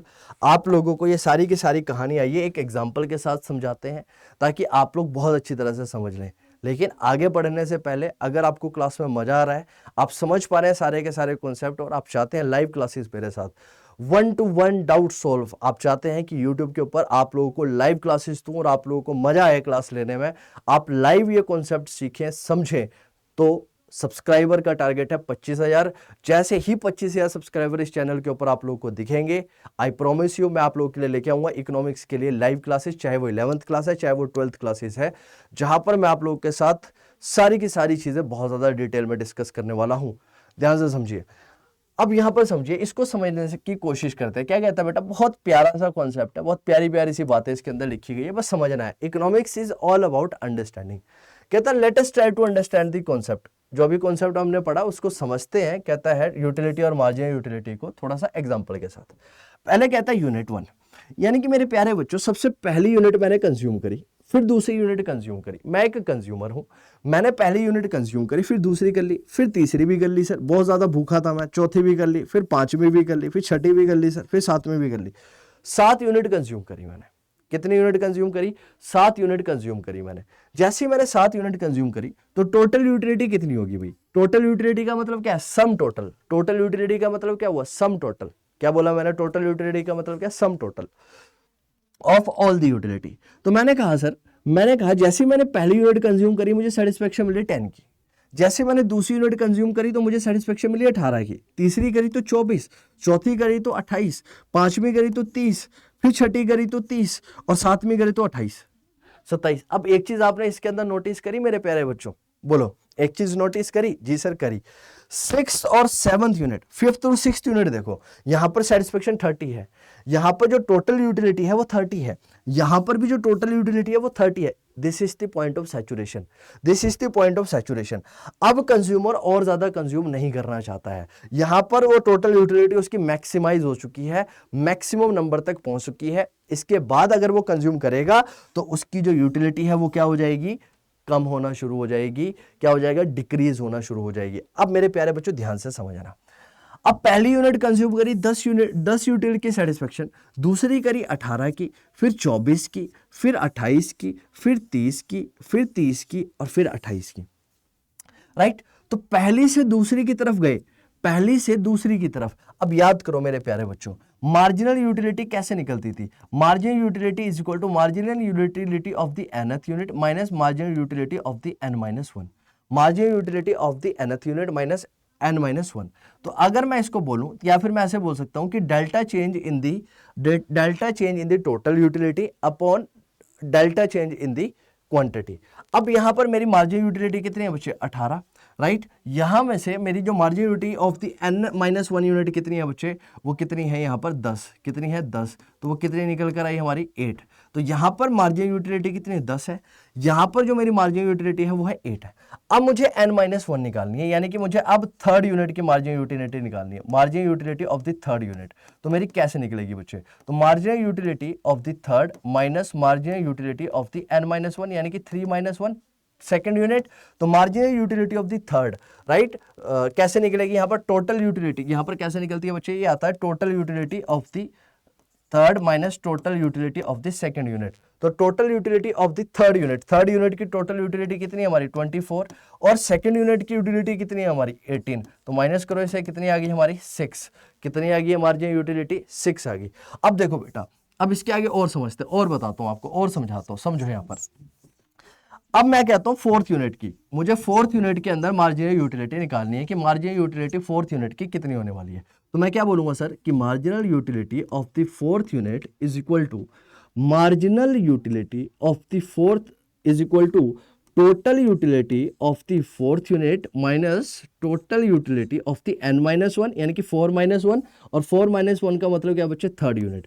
तो total utility of the fourth unit की टोटल यूटिलिटी कितनी है बच्चे यहाँ पर 28, कितनी है 28, और इसमें से मैं माइनस करूंगा बेटा क्या, n-1 यानी कि थर्ड यूनिट की, और वो कितनी है 24, कितनी है 24। तो कितनी निकल कर आई बच्चे 4 यूटिल्स, कितनी निकल कर आई 4 यूटिल्स। तो यहां पर जो मेरी मार्जिनल यूटिलिटी है वो कितनी है 4 है। सेम सेंस में मेरे प्यारे बच्चों आप आगे की भी निकाल सकते हैं। अब यहां पर निकाल लेते हैं एक बार total utility of the sixth unit. तो टोटल मार्जिनल यूटिलिटी निकालनी है मुझे सिक्स्थ यूनिट की, तो वो कैसे निकलेगी, total utility of the sixth unit minus total utility of the fifth unit. तो अगर मैं total utility of the sixth unit की बात करूं तो सिक्स्थ यूनिट की टोटल यूटिलिटी कितनी है सर 30 है, और टोटल यूटिलिटी फिफ्थ यूनिट की कितनी है सर 30 है। तो मार्जिनल यूटिलिटी कितनी आई बच्चे 0 आई, कितनी आई हमारी 0 आई।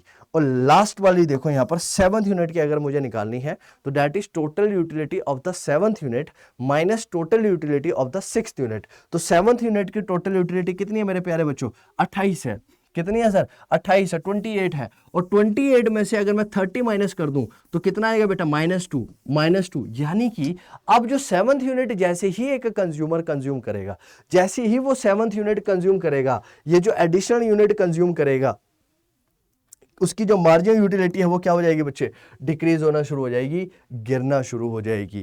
क्या हो जाएगी, गिरना शुरू हो जाएगी। अब ध्यान से समझो, अब इसको ग्राफिकली भी समझेंगे, ग्राफ की मदद से भी समझेंगे, लेकिन आप एक चीज समझोगे, जी सर समझेंगे। जब टोटल यूटिलिटी यहां पर पहली यूनिट कंज्यूम करी, टोटल यूटिलिटी 10 थी, मार्जिनल यूटिलिटी 10 थी। अब टोटल यूटिलिटी गिरना शुरू होगी सर, टोटल यूटिलिटी गिरना शुरू होगी। कैसे गिरना शुरू होगी सर, हम कैसे मान ले टोटल यूटिलिटी गिरना शुरू होगी हमारी, राइट। टोटल यूटिलिटी तो सर हमारी बढ़ रही है ना, 10 से 18 हुई, फिर 18 से 24 हुई, फिर 24 से 28 हुई, फिर 28 से 30 हुई, और फिर 30 से 30 रही, और 30 से फिर 28 हुई। हाँ सर बिल्कुल सही बात है। और मार्जिनल यूटिलिटी सर हमारी कम हो रही है, 10 से 8 हो गई, 8 से 6 हो गई, 6 से 4 हो गई सर, 4 से 2 हो गई, 2 से सर 0 हो गई, और 0 से सर फिर माइनस तो हो गई। मार्जिनल यूटिलिटी तो हम मानते हैं सर गिर रही है हमारी, ये यस सर मार्जिनल यूटिलिटी हमारी गिर रही है, हम ये मानते हैं सर, हम ये एक्सेप्ट करते हैं। लेकिन अगर आप ये बात बोलो कि टोटल यूटिलिटी भी हमारी गिर रही है तो हम ये बात कभी नहीं मानेंगे। क्यों सर, क्योंकि टोटल यूटिलिटी तो इंक्रीज हो रही है। हाँ मेरे प्यारे बच्चों बिल्कुल सही बात बोली आपने कि सर टोटल यूटिलिटी तो बढ़ रही है, 10 से 18 हुई, 18 से 24 हुई, 24 से 28 हुई, 28 से 30 हुई, 30 से फिर 30 हुई, फिर 30 से फिर 28 हुई, यहां पर कांस्टेंट हो गई और यहां पर गिरना शुरू हो गई। अब ध्यान से समझना, टोटल यूटिलिटी बढ़ तो रही है लेकिन ये बढ़ रही है बच्चे डिक्रीजिंग रेट पर, बढ़ेगी, टोटल यूटिलिटी इंक्रीज करेगी लेकिन इंक्रीज करेगी एट अ डिक्रीजिंग रेट। अब मेरे प्यारे बच्चों ये डिक्रीजिंग रेट क्या लिखा, समझो। जब मैंने पहले से दूसरी यूनिट कंज्यूम करी तो मैंने आपको क्या बोला था, याद करो कि जैसे ही हम एक एडिशनल यूनिट को कंज्यूम करेंगे तो उस एडिशनल यूनिट के कंजम्पशन की वजह से जो हमारी सेटिस्फेक्शन वो कम होना शुरू हो जाएगी धीरे धीरे। कम होने चली जाएगी। जब भूख लगी है तो पहली रोटी जैसे ही खाएंगे, पहला निवाला जैसे ही खाएंगे, वो ज़्यादा सेटिस्फेक्शन देगा सर। धीरे धीरे धीरे धीरे लेकिन जैसे हमारा पेट फुलफिल होता जाएगा, पेट भरने लग जाएगा, उसके बाद हमारी सेटिस्फेक्शन कम होती चली जाएगी और एक पॉइंट ऐसा आएगा हमारी सेटिस्फेक्शन 0 हो जाएगी। वही बात मेरे प्यारे बच्चों यहाँ पर है। टोटल यूटिलिटी बढ़ तो रही है, बढ़ रही है लेकिन डिक्रीजिंग रेट पर। 10 से 18 हुई, लेकिन देखो पहली यूनिट से 10 यूनिट की सेटिस्फेक्शन थी, 10 यूटिल्स की सेटिस्फेक्शन थी। दूसरे से सिर्फ और सिर्फ 8 यूटिल्स की सेटिस्फेक्शन ही बढ़ी है, सिर्फ और सिर्फ 8 यूटिल्स की सेटिस्फेक्शन बढ़ी है। और तीसरी से 6 की, और चौथी यूनिट से तो बेटा 4 यूनिट की, 4 यूनिट की बढ़ तो रही है। यानी कि यहां पर ऐसा समझो, ये इसलिए बता रहा हूं ताकि आगे ग्राफ बनाएंगे तो वहां दिक्कत ना हो। तो टोटल यूटिलिटी पहले इनिशियली क्या हो रहा है, total utility increases eight a decreasing rate. तो टोटल यूटिलिटी इंक्रीज करेगी लेकिन एट अ डिक्रीजिंग रेट। कब? जब आपकी मार्जिनल यूटिलिटी गिर रही है। When your marginal utility is falling, your marginal utility will be falling। फिर उसके बाद क्या आएगा, राइट? जब आपकी मार्जिनल यूटिलिटी, टोटल यूटिलिटी कितनी होगी बेटा?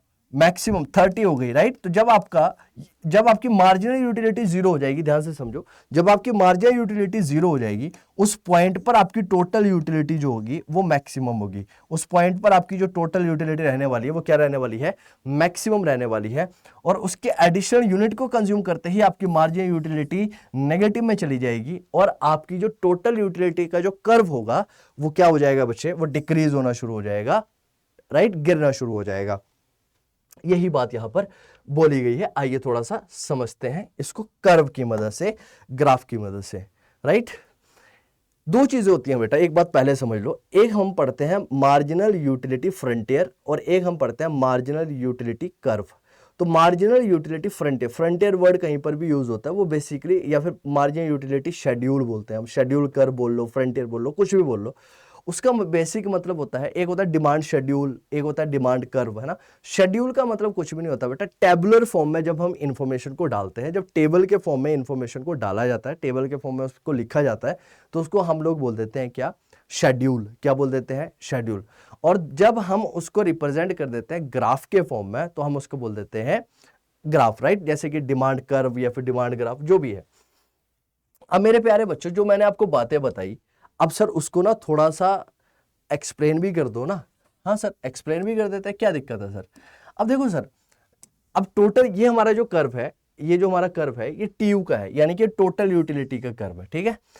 और ये यहाँ पर हमारी यूनिट कंज्यूम्ड है। जो ये सेकंड वाला है, ये हमारा मार्जिनल यूटिलिटी का है, ये हमारा मार्जिनल यूटिलिटी का कर्व है, ये हमारा टोटल यूटिलिटी का कर्व है, ठीक है? ये दोनों कर्व मैंने यहाँ पर क्या करे आपके लिए, ये देखो बना दिए, या फिर मैं आपके लिए लेके आया ऑलरेडी, ये टोटल यूटिलिटी और मार्जिनल यूटिलिटी के कर्व। अब टोटल यूटिलिटी इंक्रीज कर रही थी। देखो पहले क्या था, total utility is increasing but it increase by smaller and smaller amount for each additional unit. In other word, TU is increasing but at a decreasing rate. पहले क्या होगा बच्चे, ये हमारी टोटल यूटिलिटी जो है वो इंक्रीज करेगी, लेकिन कैसे करेगी? डिक्रीजिंग रेट पर, डिक्रीजिंग रेट पर, है ना? ये ऐसे कुछ निकल कर, अब ये कैसे निकल कर आया सर? ऐसे मान लो बेटा, मैंने पहली यूनिट कंज्यूम करी थी, मान लो ये पहली यूनिट है, ये मेरी दूसरी यूनिट है ना? ये मेरी तीसरी यूनिट है। तो पहली यूनिट से मान लो मेरे को कितने की सेटिस्फेक्शन मिल रही थी बच्चे? पहले से मेरे को कितने की सेटिस्फेक्शन मिल रही थी, राइट? मेरे को मिल रही थी मान लो 10 की। फिर मेरे को सेकंड करी तो कितनी मिली बच्चे? 18। फिर तीसरी करी तो कितनी हुई? 24। तो अब इसको प्लॉट करते जाऊं कहीं में, पहली यहां पर है तो पहला पॉइंट यहां पर होगा, दूसरी यहां पर है तो 18 पॉइंट यहां पर आएगा, तीसरी यूनिट यहां पर है तो उसका कहीं ना कहीं यहां आएगा, है ना? तो इंक्रीज तो कर रही है। तो इसका कर्व कुछ ऐसे बनेगा, जब आप इन पॉइंट्स को प्लॉट कर दोगे ना, जो अभी मैंने पीछे बनाए, पीछे दिखाए आपको, जब आप इनकी प्लॉटिंग कर दोगे तो कर्व ऐसा निकल कर आएगा, है ना? अब देखो, मैंने आपको क्या बताया था कि टीयू इंक्रीज करेगा। टीयू इंक्रीज करेगा कैसे? स्मॉलर स्मॉलर मार्जिन से। 10 के बाद 18 हुआ, 18 के बाद 24 हुआ, 24 के बाद 18 के बाद 26 हुआ या 24 हुआ, जो भी है, right? It will increase but increase at a decreasing rate. लेकिन जब तक वो इंक्रीज करेगा, राइट, तो मैक्सिमम टोटल यूटिलिटी हमारी कहां पर आती है? तो मैक्सिमम टीयू, हमारी जो मैक्सिमम टीयू है वो कब आएगा?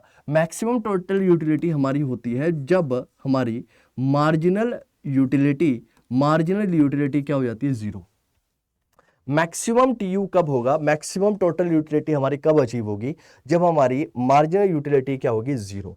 यहां पर देखो, यहां पर मार्जिनल यूटिलिटी तो हमारी गिरना शुरू हो जाती है ऐसे कुछ, right? This is the point. ये वो पॉइंट है, ये वो स्थल है बेटा ये वो जगह है जहां पर हमारा मार्जिनल यूटिलिटी 0 हुई और हमारी टोटल यूटिलिटी क्या हो गई, मैक्सिमम हो गई। टोटल यूटिलिटी क्या निकल कर आई है हमारी, ये देखो, ये टोटल यूटिलिटी हमारी क्या है, मैक्सिमम है, और मार्जिनल यूटिलिटी क्या है हमारी, 0 है, राइट। तो जब हमारी यहाँ पर जो मार्जिनल यूटिलिटी है वो क्या हो रही है बच्चे, गिर रही है, मार्जिनल यूटिलिटी फॉल हो रही है। इस पॉइंट पर मार्जिनल यूटिलिटी 0 हो गई, और जैसे ही इस पॉइंट पर मार्जिनल यूटिलिटी हमारी 0 हुई तो हमारी टोटल यूटिलिटी क्या हो गई, मैक्सिमम हो गई। अब जैसे ही मैंने और एडिशनल यूनिट कंज्यूम करी तो हमारी मार्जिनल यूटिलिटी नेगेटिव में चलेगी। मार्जिनल यूटिलिटी कहाँ चलेगी बच्चे, मेरी नेगेटिव में चलेगी, और ये मेरी नेगेटिव में चलेगी तो मेरी total utility will start decreasing. Total utility भी मेरी क्या होगी, गिरना शुरू होगी। और जब मेरी टोटल यूटिलिटी ये गिरने लगी, कब गिरेगी, जब अब मैं ये बोल सकता हूँ कि total utility starts declining, right. ये गिरना शुरू हो जाएगी कब, जब हमारी मार्जिनल यूटिलिटी नेगेटिव है, जब हमारी मार्जिनल यूटिलिटी नेगेटिव है, राइट। ये कॉन्सेप्ट है। देखो, MU curve is downward sloping because of the fact that consumption of successive unit gives less satisfaction. Marginal utility का कर्व ऑलरेडी डाउनवर्ड स्लोपिंग होता है या फिर डाउनवर्ड कर्व होता है। क्यों? क्योंकि हमें क्या कहता है, एडिशनल यूनिट से मिलने वाली जो सेटिस्फेक्शन है वो कम होती चली जाती है, राइट। इसी को law of diminishing marginal utility भी बोलता है कि जैसे जैसे एक कंज्यूमर एडिशनल यूनिट को कंज्यूम करता चला जाएगा, उससे मिलने वाली सेटिस्फेक्शन जो है उसकी कम होती चली जाएगी, राइट। तो यहाँ पर क्या कहता है, इंक्रीजिंग TU टोटल यूटिलिटी बढ़ेगी तो हमारी जो मार्जिनल यूटिलिटी है वो क्या होगी, डिमिनिशिंग होगी, गिरती हुई होगी, डिमिनिशिंग मार्जिनल यूटिलिटी होगी। इंक्रीजिंग टोटल यूटिलिटी बढ़ रही है, लेकिन कैसे, डिक्रीजिंग रेट पर।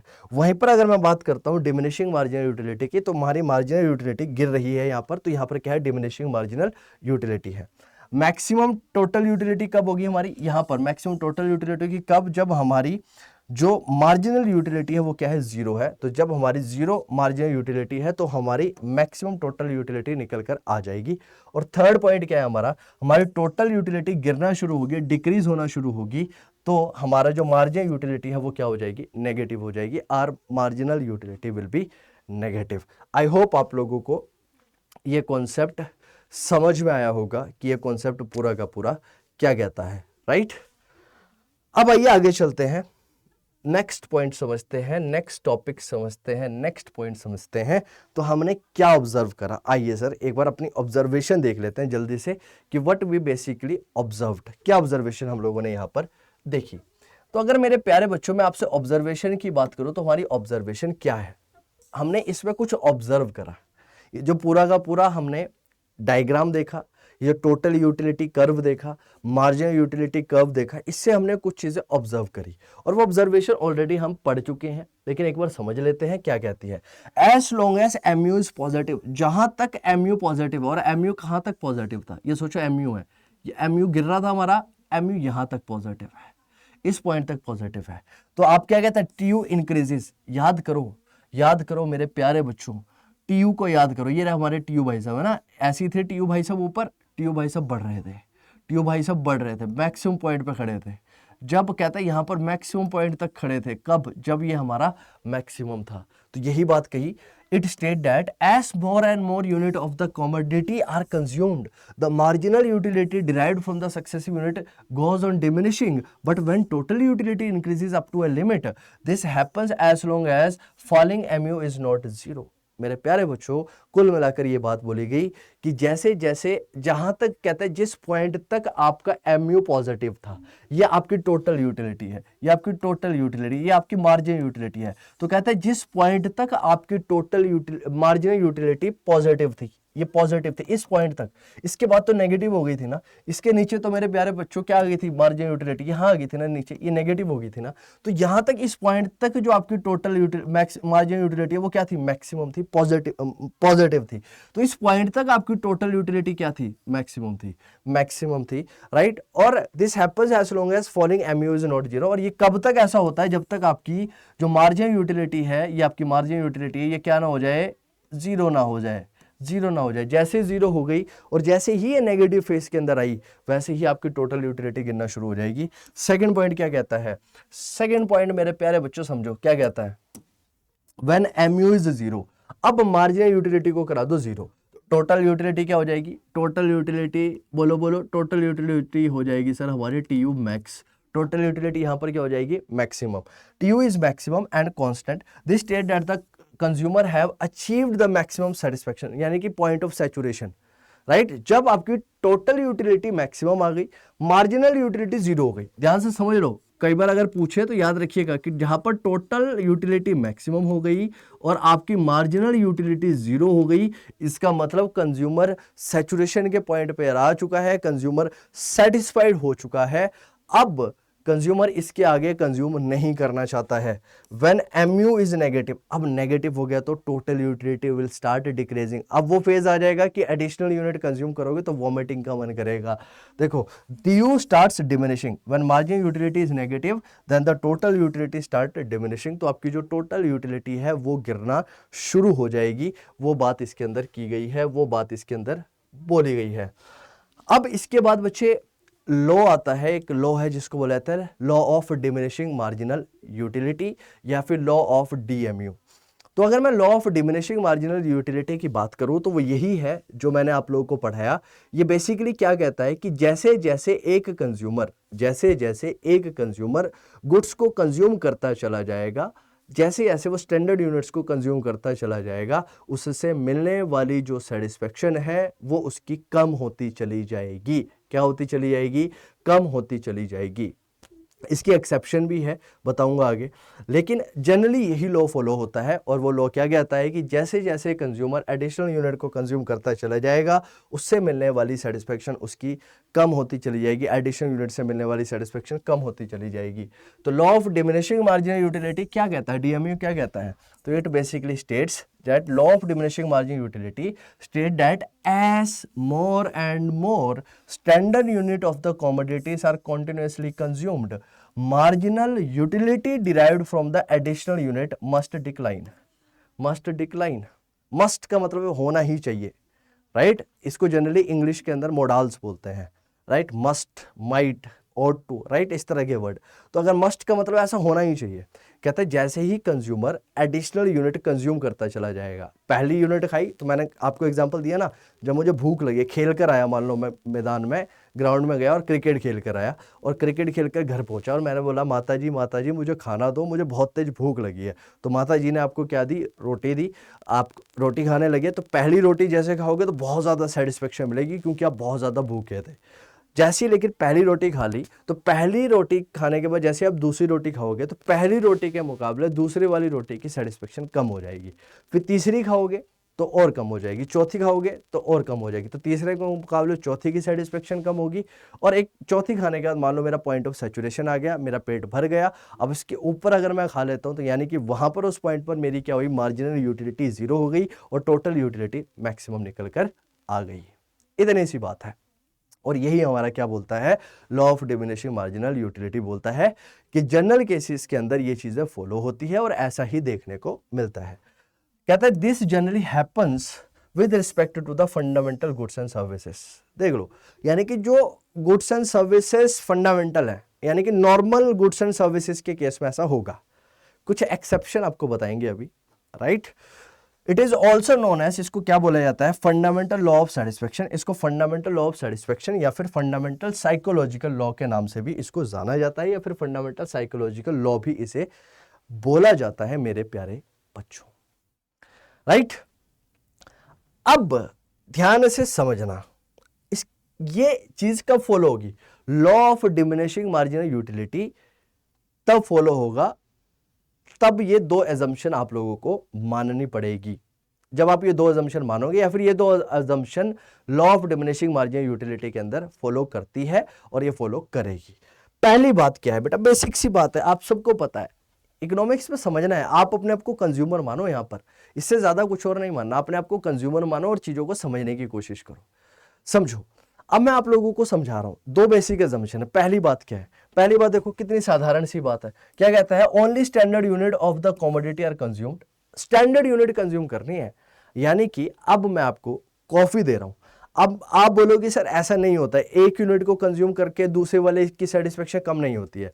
आप बोलो सर ऐसा क्यों, क्योंकि सर मैंने ना 1 चम्मच कॉफी पी। अरे नहीं, standard unit cup of coffee पीना है, एक कप ऑफ कॉफी पिया, फिर दूसरे कप ऑफ कॉफी की बात करनी, एक स्टैंडर्ड यूनिट होनी चाहिए। ऐसा नहीं कि भाई एक चम्मच कॉफी पी रहे और फिर बोलो नहीं सर दूसरी वाली से तो ज्यादा सेटिस्फेक्शन मेरे को मिली, नहीं सर, स्टैंडर्ड यूनिट होनी चाहिए, एक स्टैंडर्ड यूनिट होनी चाहिए। एग्जांपल के तौर पर अ cup of coffee not a spoon of coffee, right. चम्मच नहीं लेना, चम्मच से कॉफी पी रहे हो और फिर बोलो कि नहीं सर पहला चम्मच जो मैंने पिया इससे जो मुझे सेटिस्फेक्शन मिली, इससे ज्यादा सेटिस्फेक्शन तो मुझे दूसरे चम्मच से मिली, फिर तीसरे चम्मच से तो और ज्यादा मिली मुझे।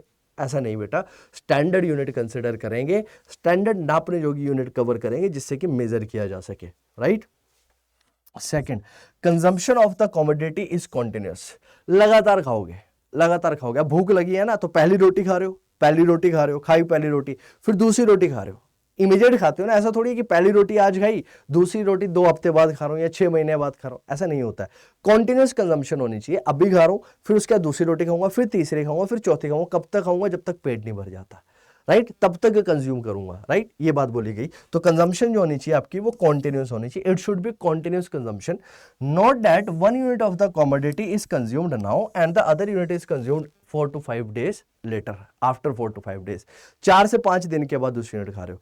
तो ये कुछ स्टैंडर्ड एजम्पशंस है law of diminishing margin utility जहां पर फॉलो करेगा। पहली चीज क्या है कि स्टैंडर्ड यूनिट कंज्यूम करोगे, जो भी यूनिट कंज्यूम करोगे वो स्टैंडर्ड यूनिट में होनी चाहिए। ऐसा नहीं कि चम्मच ले रहे हो और फिर कह रहे हो कि सर इससे ज्यादा सेटिस्फेक्शन मेरे को दूसरे यूनिट में मिली। सेकेंड थिंग इसके अंदर मेरे प्यारे बच्चों ये बोलेगी कंजम्पशन हमेशा कॉन्टिन्यूस होनी चाहिए, लगातार होनी चाहिए। कैसे होनी चाहिए कंजम्पशन? लगातार होनी चाहिए। ऐसा नहीं है कि आज कंजम्पशन कर ली और कंजम्पशन फिर 1 हफ्ते बाद या 2 हफ्ते बाद कर रहे हो, ऐसा नहीं है। अगर ऐसा करोगे तो जो आपका law of diminishing marginal utility है वो फेल हो जाएगा, वो सक्सीड नहीं करेगा। तो ये अजम्पशन वहां पर रहेगी ही रहेगी। बोलो आ रहा है मजा? जी, अगर मजा आ रहा है, एंजॉय कर रहे हो चीजों को, तो लाइक शेयर सब्सक्राइब। आपसे बस लाइक शेयर सब्सक्राइब चाहिए। लाइक शेयर सब्सक्राइब करते रहिए चैनल को, ताकि आप लोग इसी तरह का कंटेंट देख सकें और हमें भी थोड़ा सा मोटिवेशन मिले। क्योंकि आप लोग जब दिल से चीज़ों को समझते हो, पढ़ते हो, तो हमें भी कहीं ना कहीं आप लोगों को दिल से पढ़ाने का मन करता है और हम भी कहीं ना कहीं जोश के साथ आप लोगों को पढ़ा पाते हैं। और वो दिखता है जब आप लोग क्या करते हैं, अपना प्यार दिखाते हैं लाइक शेयर्स कमेंट करके, ठीक है। तो ये चीज़ जारी रहनी चाहिए ताकि इसी तरह की चीज़ें आप लोगों के लिए आती रहें। और मैं आपके लिए कैसे चीज़ें लेके आऊँगा मैंने ऑलरेडी बताया। अगर लाइव आप लोगों को मेरे से पढ़ना है, यूट्यूब के ऊपर लाइव पढ़ना है, तो मेरे प्यारे बच्चों आओ लाइव पढ़ो। बस शर्त एक, 25,000 सब्सक्राइबर। जिस दिन 25,000 सब्सक्राइबर आप मुझे दे दोगे, मैं आपको लाइव आकर इसी प्लेटफॉर्म के ऊपर लाइव क्लासेस दूंगा, लाइव इकोनॉमिक्स पढ़ाऊंगा। इकोनॉमिक्स सीखेंगे नहीं, इकोनॉमिक्स जिएंगे, इकोनॉमिक्स समझेंगे। ये मेरा प्रॉमिस है। इकोनॉमिक्स सिखाऊंगा नहीं, इकोनॉमिक्स मैं आपको जीना सिखाऊंगा। क्योंकि इकोनॉमिक्स समझने वाला टॉपिक है, जानने वाला टॉपिक है, इकोनॉमिक्स रटने वाला टॉपिक नहीं है। बस आप लोगों से सिर्फ और सिर्फ एक 25,000 सब्सक्राइबर, जिस दिन 25,000 सब्सक्राइबर हो गए उस दिन आप लोगों को लाइव आके पढ़ाऊंगा और लाइव सारी चीजें सिखाऊंगा बेटा। ये 2 बेसिक assumptions अपनी होगी। अब इसके कुछ एक्सेप्शंस है। मैंने आपको क्या बोला कि जनरली मेरे प्यारे बच्चों, ये जो law of diminishing margin utility है, स्टैंडर्ड गुड्स और सर्विसेज के केस में ये क्या होगा, फॉलो करेगा। ये कहीं पर भी फेल नहीं होगा, ये फॉलो करेगा। लेकिन इसके कुछ एक्सेप्शन भी है जहां पर ये फेल हो जाता है। अब जैसे कि सबसे बड़ा, राइट, एग्जांपल दिया मैंने आपको, ड्रंकेड, अल्कोहलिक पर्सन, बेवड़ा जिसे आप लोग बोलते हैं, उसको तो भैया जितने मर्जी पिलाते जाओ, पिलाते जाओ, पिलाते, उसको और सेटिस्फेक्शन, उसको और मजा आएगा। वो कहेगा सर और लाओ, और लाओ, और लाओ, राइट। उसका पॉइंट ऑफ सैचुरेशन कभी नहीं आता। तो कहता है sir this law is universal. ये कैसा है? यूनिवर्सल, हर जगह एक्सेप्ट होगा और हर जगह सही होगा, but it has some exception as such. कुछ एक्सेप्शन आइए।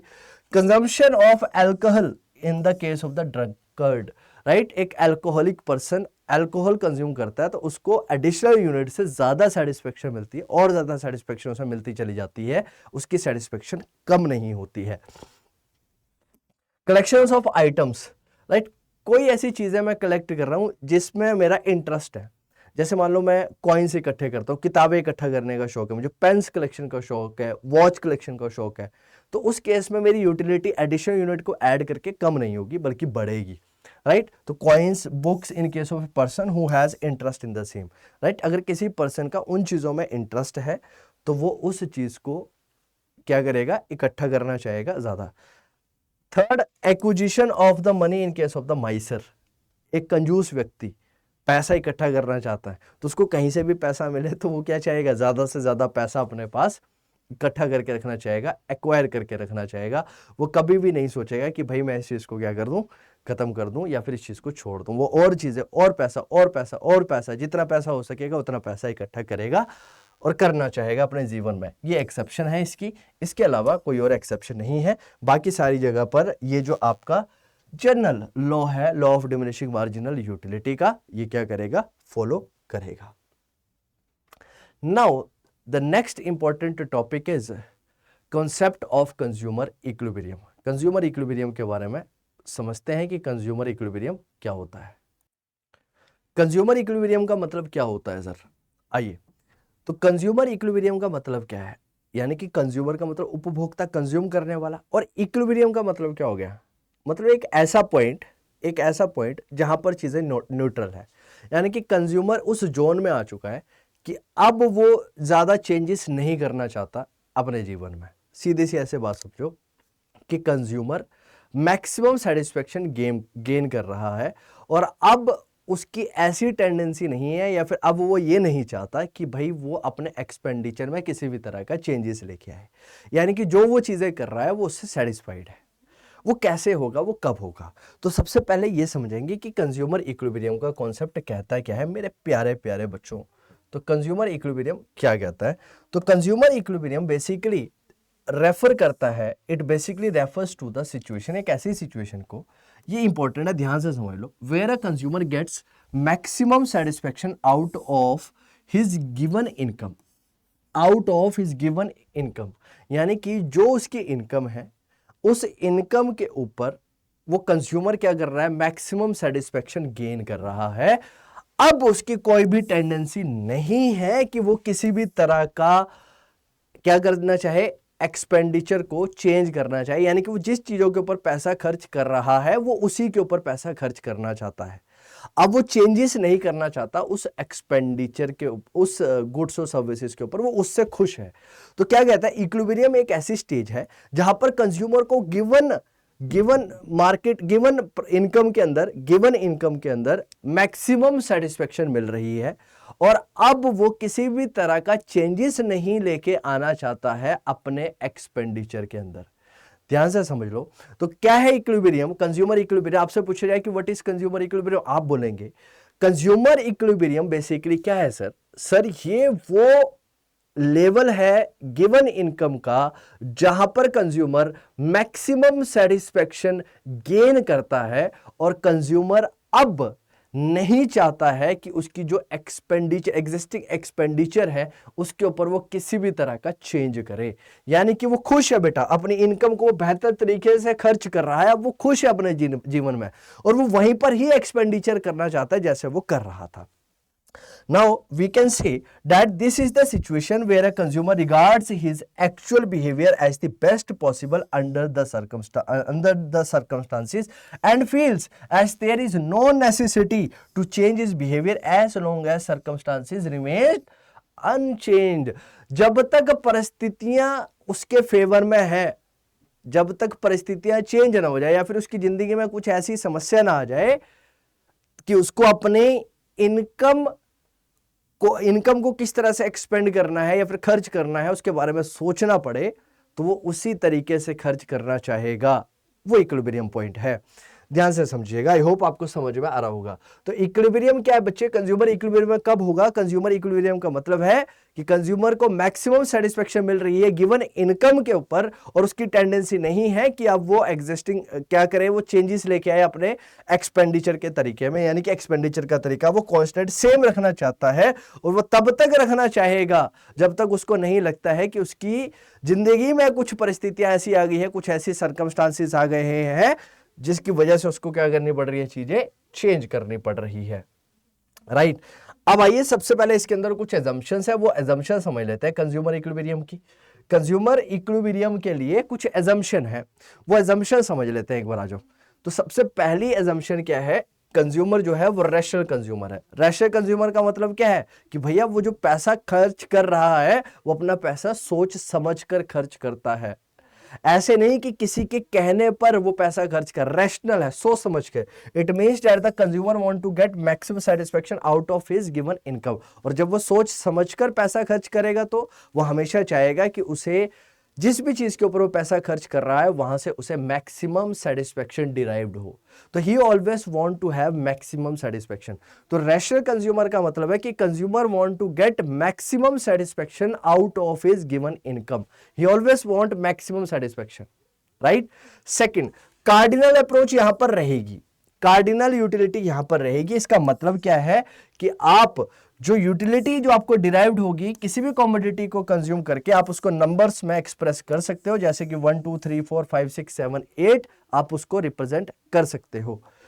Third, independent utility, right. इसका मतलब क्या है कि भाई हर एक यूनिट से जो आप कंज्यूम कर रहे हो, राइट, उनसे मिलने वाली यूटिलिटी दूसरी वाली कॉमोडिटी के ऊपर इंपैक्ट नहीं डालेगी। तो utility that a consumer derived is dependent on that commodity only, यानी कि उसी के ऊपर डिपेंडेंट है। यानी कि अगर सेटिस्फेक्शन मिल रही है तो अगर मैं एप्पल खा रहा हूं तो उससे अगली यूनिट की जो मुझे सेटिस्फेक्शन मिलेगी वो एप्पल से ही कंपेयर होगी। ऐसा नहीं है कि उसको ऑरेंज के साथ कंपेयर करेंगे। It is independent on the consumption of other goods, बाकियों से कोई लेना देना नहीं है। उसी गुड्स के बारे में बात होगी, बाकी सारे गुड्स को इसके अंदर नहीं कंसिडर करेंगे, उसको इग्नोर करेंगे।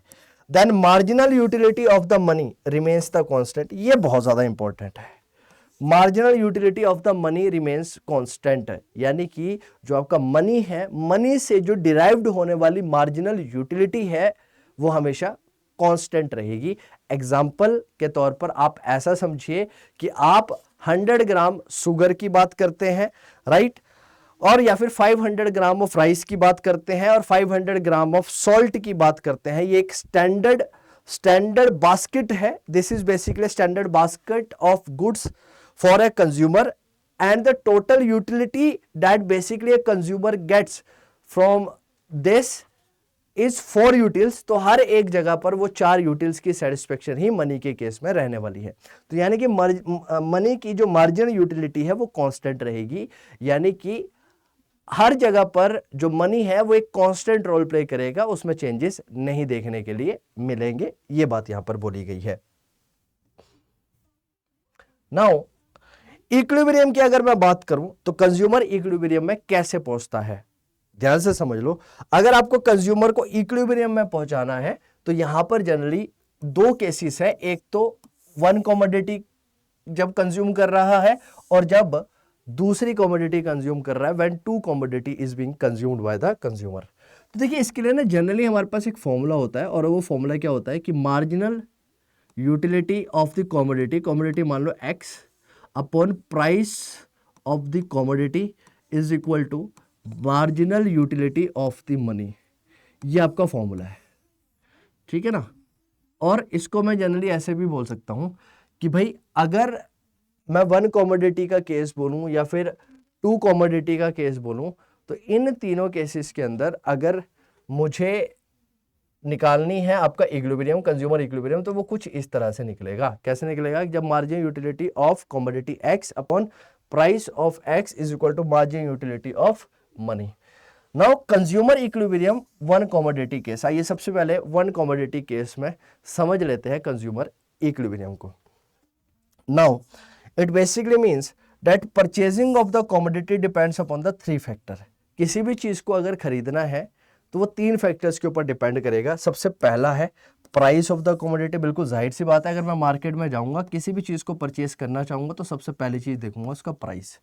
सेकंड देखूंगा marginal and total utility of the commodity, कि भाई उस कमोडिटी से मुझे कितनी मार्जिनल यूटिलिटी और टोटल यूटिलिटी मिलती है, बिल्कुल इंपॉर्टेंट है। तो सेकंड थिंग मुझे देखनी है marginal utility and total utility. और थर्ड मैं देखूंगा right marginal utility of the money. Marginal utility of the money, money की मार्जिनल यूटिलिटी कितनी है, वो चीज देखूंगा यहां पर। अब मेरे प्यारे बच्चों आओ इसको समझते हैं एक एग्जांपल से।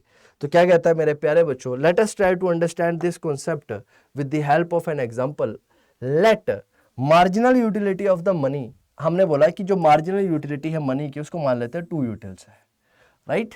इसका मतलब क्या है, that utility he expect to received when he spend ₹1।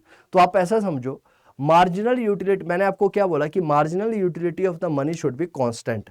Marginal utility of the money जो रहनी चाहिए वो कांस्टेंट रहनी चाहिए। इसका मतलब कि 1 रुपये खर्च करके, यानी कि इसका मतलब क्या बेटा, मार्जिनल यूटिलिटी ऑफ मनी का मतलब क्या है कि 1 रुपये खर्च करके एक कंज्यूमर को कितनी सेटिस्फेक्शन मिलती है, राइट। तो मैंने ये माना कि जब एक कंज्यूमर 1 रुपये खर्च करेगा, जब एक कंज्यूमर 1 रुपये खर्च करेगा तो उसे 2 रुपये की सेटिस्फेक्शन, 2 यूटिल्स की सेटिस्फेक्शन मिलेगी।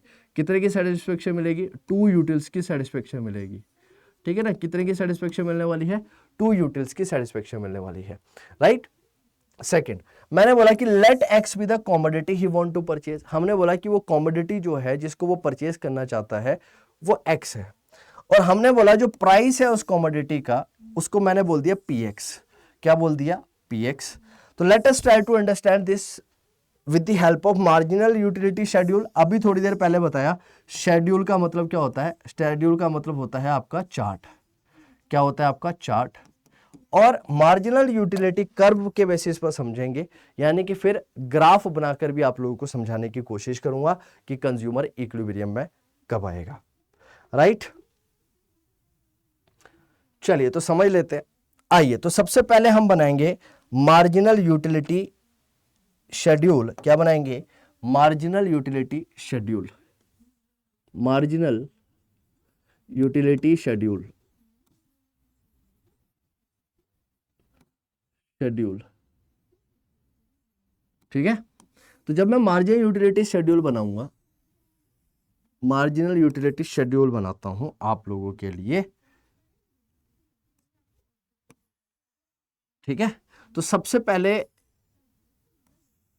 पहले देखिए मैं ग्राफ बनाऊंगा और एक शेड्यूल बनाऊंगा, और शेड्यूल के अंदर क्या लिखूंगा?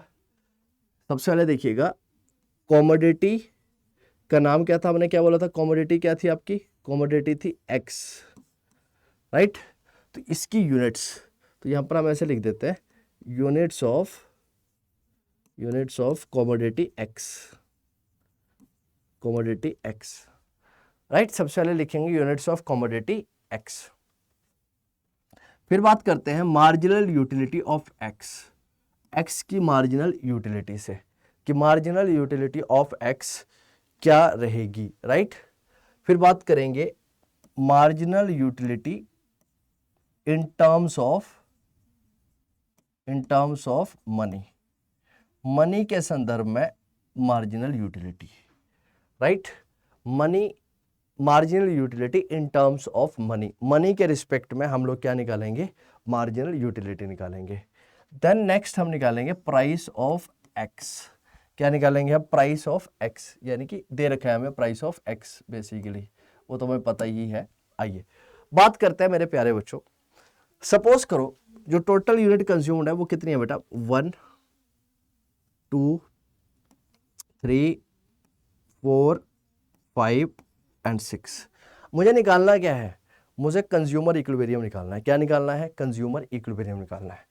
अब मार्जिनल यूटिलिटी कितनी है, राइट। मार्जिनल यूटिलिटी कितनी है? मैंने बोल दिया वो 20 है।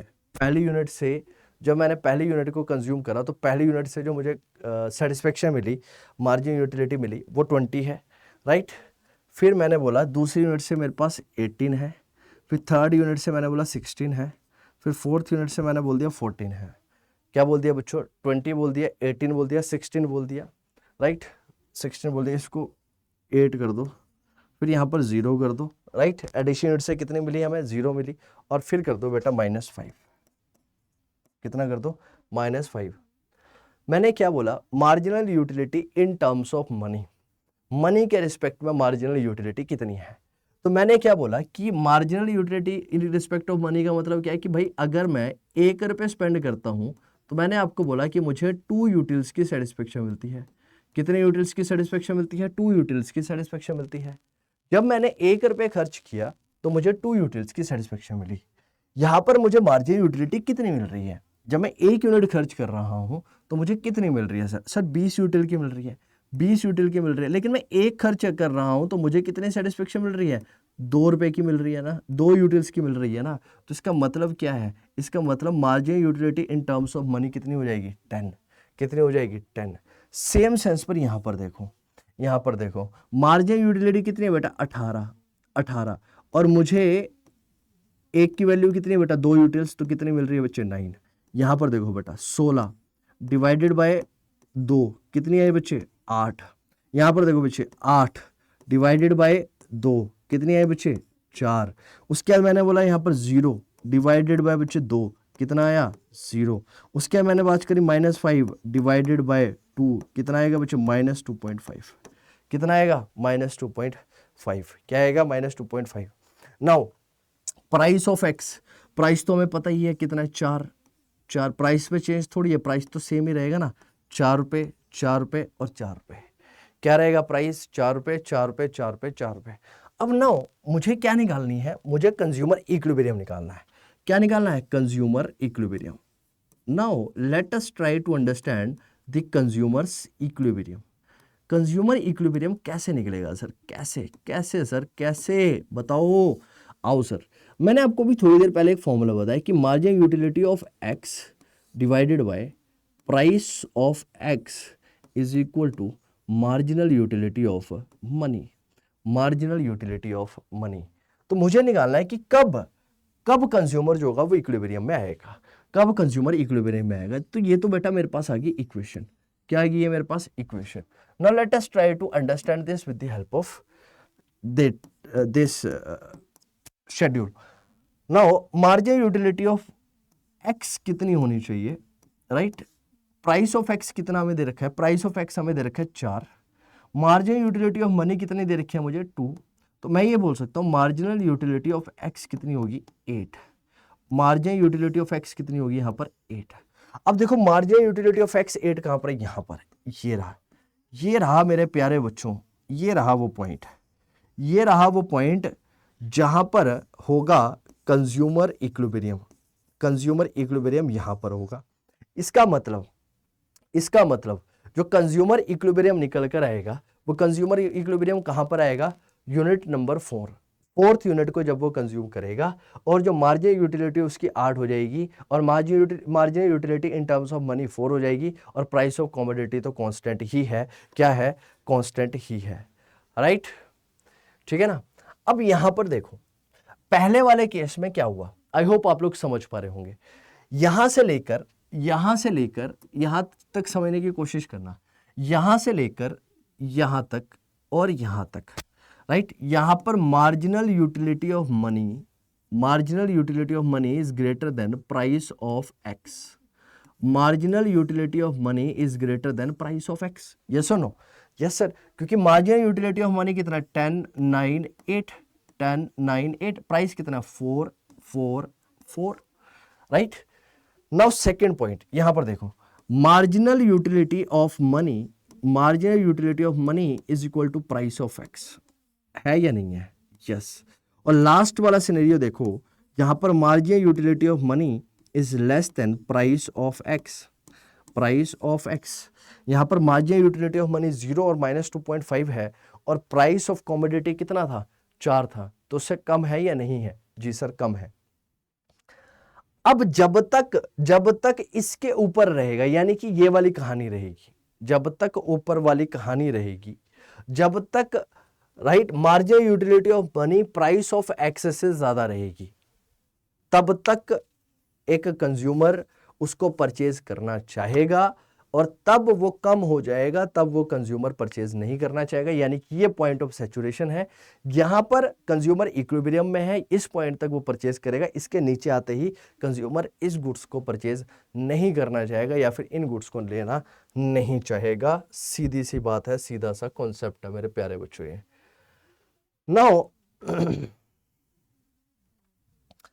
now let us try to understand this with the help of a graph। Marginal utility curve भी बना लेते हैं इसका, आ जाओ।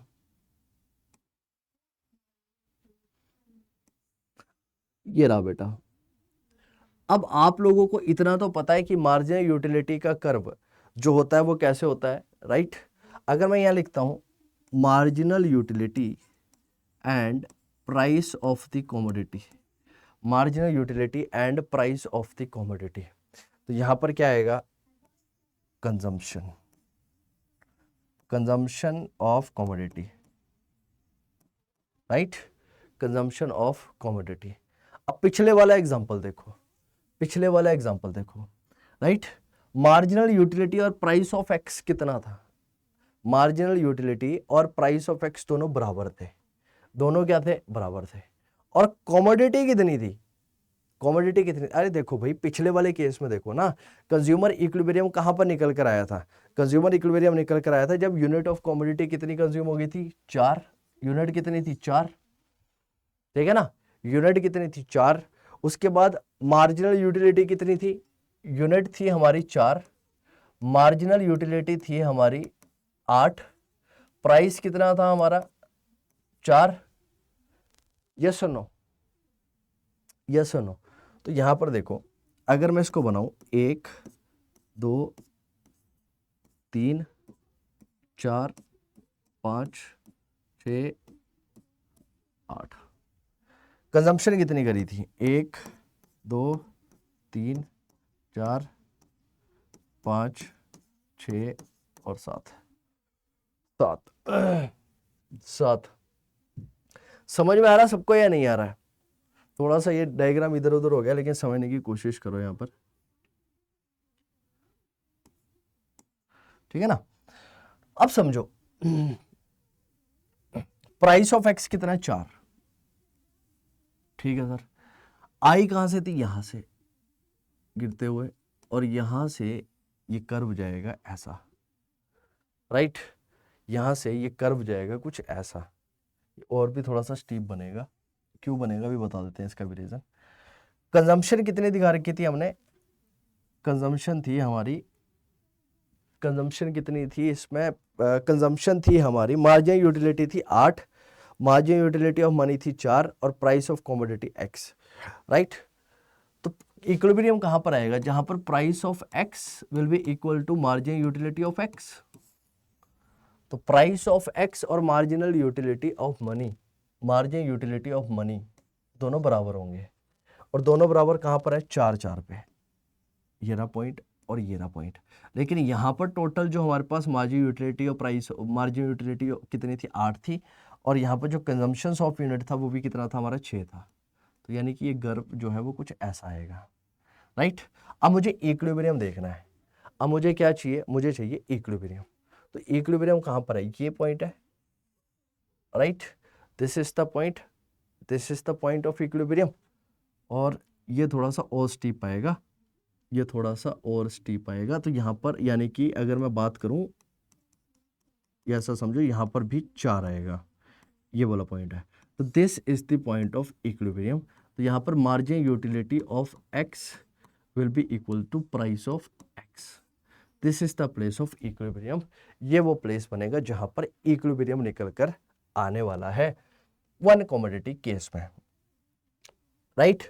अब टू कमोडिटी केस की अगर मैं बात कर लेता हूं तो टू कमोडिटी केस के अंदर क्या होगा, राइट। तो सीधा सा कॉन्सेप्ट है मेरे प्यारे बच्चों, समझ लो यहां पर देखो, अगर मैं वन कमोडिटी केस में बात करूं, तो वन कमोडिटी की अगर मैं बात करता हूं तो मैंने बोला कि पहली जो कमोडिटी हमारी है वो एक्स है, क्या है, एक्स है। तो उस केस में अगर मुझे कंज्यूमर इक्विलिब्रियम निकालना है तो वो कैसे निकला, marginal utility of X divided by price of X is equal to marginal utility of money. ऐसे तो निकाला हम लोगों ने, जी सर, पहले वाले केस में तो ऐसे निकला। This is the first point. Now in case of two commodity, now in case of two commodity, अब दो कमोडिटी के केस में क्या होगा, यानी कि सेकंड कमोडिटी के केस में, और वो कमोडिटी हमारी मान लो वाई, कौन सी हमारी, वाई। सेकंड कमोडिटी हमारी कौन सी है, वाई है, कौन सी है, वाई। तो उस केस में क्या होगा, marginal utility of Y divided by price of Y is equal to marginal utility of money, marginal utility of money, ठीक है। अब मार्जिनल यूटिलिटी ऑफ मनी यहाँ पर सेम है, तो अगर मैं इन दोनों यूनिट्स को क्या कर दूं, कंपेयर कर दूं, राइट। अगर मैं यहां पर कर देता हूं comparing unit one and two, unit 1 और 2 को कंपेयर करता हूं, तो मैं ये कह सकता हूं कि marginal utility of X upon price of X is equal to marginal utility of Y upon price of Y is equal to marginal utility of money, is equal to marginal utility of money, ये point, right. So this will be equilibrium in case of two commodity, दो commodity के case में ये हमारा equilibrium रहेगा, और ऐसे हमारा इक्विलिब्रियम निकलने वाला है दो कमोडिटी के केस में। In case of two commodity the equilibrium will be calculated in this manner और इन दिस सिनेरियो ओनली। जी सर, समझ पा रहे हैं आप लोग? बोलो यस सर, समझ पा रहे हैं हम लोग। तो आप लोगों ने इसका डायग्रामेटिकल रिप्रेजेंटेशन और schedule, right, marginal utility schedule और डायग्रामेटिकली मुझे ये बताना है कि कैसे बनेगा। तो आप यहां पर कुछ नहीं करेंगे, दो कमोडिटी मान लेंगे बेटा, दो कमोडिटी मान लेनी है, एक एक्स मान लेनी है और एक वाई मान लेनी है, ठीक है। और एक्स और वाई के लिए जैसे हमने वन कमोडिटी केस के अंदर चीजें समझी, वैसे ही आप इसके लिए क्या करेंगे, एक शेड्यूल बनाएंगे, और शेड्यूल बनाने के बाद आप लोग क्या करोगे, इसको चार्ट में पहले प्लॉट करोगे, और चार्ट में प्लॉट करोगे तो कैसे करोगे, एक साइड यहाँ पर एक्स कमोडिटी रहेगी और एक साइड यहाँ पर वाई कमोडिटी रहेगी, तो ये कुछ इस तरह से आएगी और ये कुछ इस तरह से आएगी, और ये जो होगा ये पॉइंट ऑफ इक्विलिब्रियम होगा, ये कंज्यूमर इक्विलिब्रियम का पॉइंट निकल कर आएगा इस इक्वेशन के अंदर, टू कमोडिटी के केस के अंदर। आई होप आप लोगों को समझ में आ रहा होगा, आई होप आप लोग समझ पा रहे होंगे। अगर आप लोग समझ पा रहे हैं तो चैनल को लाइक, शेयर, सब्सक्राइब जरूर करिएगा। Now the next and the last point of today's class is limitation क्या है यूटिलिटी एनालिसिस की। What is the basic limitation of the utility analysis. एक ही लिमिटेशन है सर, खास तो लिमिटेशन एक ही है, नंबर, राइट। सबसे पहली बात, utility can be expressed in terms of numbers. Is it really possible for a consumer to express the satisfaction in terms of number? क्या सर बताओ ना, क्या ये रियली पॉसिबल है? ऐसा आप खुद सोचो, क्या ऐसा कर पाना या फिर ऐसा होना पॉसिबल है अपने आप में? नहीं है सर, नहीं पॉसिबल है। तो समस्या सबसे बड़ी यही है कि सर जब हम यूटिलिटी एनालिसिस की बात करेंगे तो यूटिलिटी एनालिसिस के अंदर हम जो यूटिलिटी की बात करते हैं उसको नंबर्स में एक्सप्रेस करते हैं, जो कि प्रैक्टिकली ऐसा करवा पाना या फिर करना पॉसिबल नहीं होता है, वो बात यहां पर बोली गई है। Second, satisfaction can be best decided as high or low or it can be compared when two commodities are consumed. It is hard to compare them in numbers. ये तो बेसिक चीजें हैं जो बेसिकली मार्शल्स और Hicks को differentiate करते हैं एक दूसरे से। ये ऑलरेडी मैं आप लोगों के साथ डिस्कस कर चुका हूं, मैं आपको ऑलरेडी बता चुका हूं कि मार्शल ने भी तो यही बोला था। क्या बोला था कि सर हम किसी भी चीज को कंज्यूम करते हैं तो उससे मिलने वाली जो सेटिस्फेक्शन है उसको हम लोग कंपेयर कर सकते हैं, राइट। उसको हम क्या कर सकते हैं, यूनिट में बता सकते हैं, नंबर्स में बता सकते हैं, जिसको उसने यूटिल्स बोला। लेकिन हिक्स ने क्या बोला कि हम उसे कंपेयर कर सकते हैं। तो यहां पर इन्होंने यही बोला कि सेटिस्फेक्शन जो है जिसको बेस्ट तरीके से हम डिस्क्राइब कर सकते हैं हाई और लो के फॉर्म में, उसको कंपेयर कर सकते हैं, लेकिन हम नंबर्स में नहीं बता सकते। तो सबसे बड़ी समस्या यूटिलिटी एनालिसिस के अंदर यही है कि हमारी मिलने वाली सेटिस्फेक्शन जो है उसको नंबर में बताया नहीं जा सकता है। Third, this is the biggest limitation which was later challenged by Hicks in order to explain the consumer equilibrium and the technique of the indifference curves was offered to explain the concept. और यही सबसे बड़ी समस्या थी जिसको Hicks ने क्या करा बेटा, देखा, हिक्स ने एनालाइज किया, हिक्स ने समझा, कि भाई क्या सारी की सारी चीजें थी, और फिर वो आईसी कर्व का कॉन्सेप्ट लेकर आए। और जब वो आईसी कर्व का कॉन्सेप्ट लेकर आए तो आईसी कर्व के कॉन्सेप्ट के बेसिस पर उन्होंने फिर चीजों को समझाने की कोशिश करी कि किस तरह से चीजों के कंपैरिजन से हम ज्यादा बेहतर तरीके से चीजों को निकाल सकते हैं, rather than presenting the things in terms of units और in terms of utils, right. ऐसा बोला गया किसके द्वारा? हिग्स के द्वारा।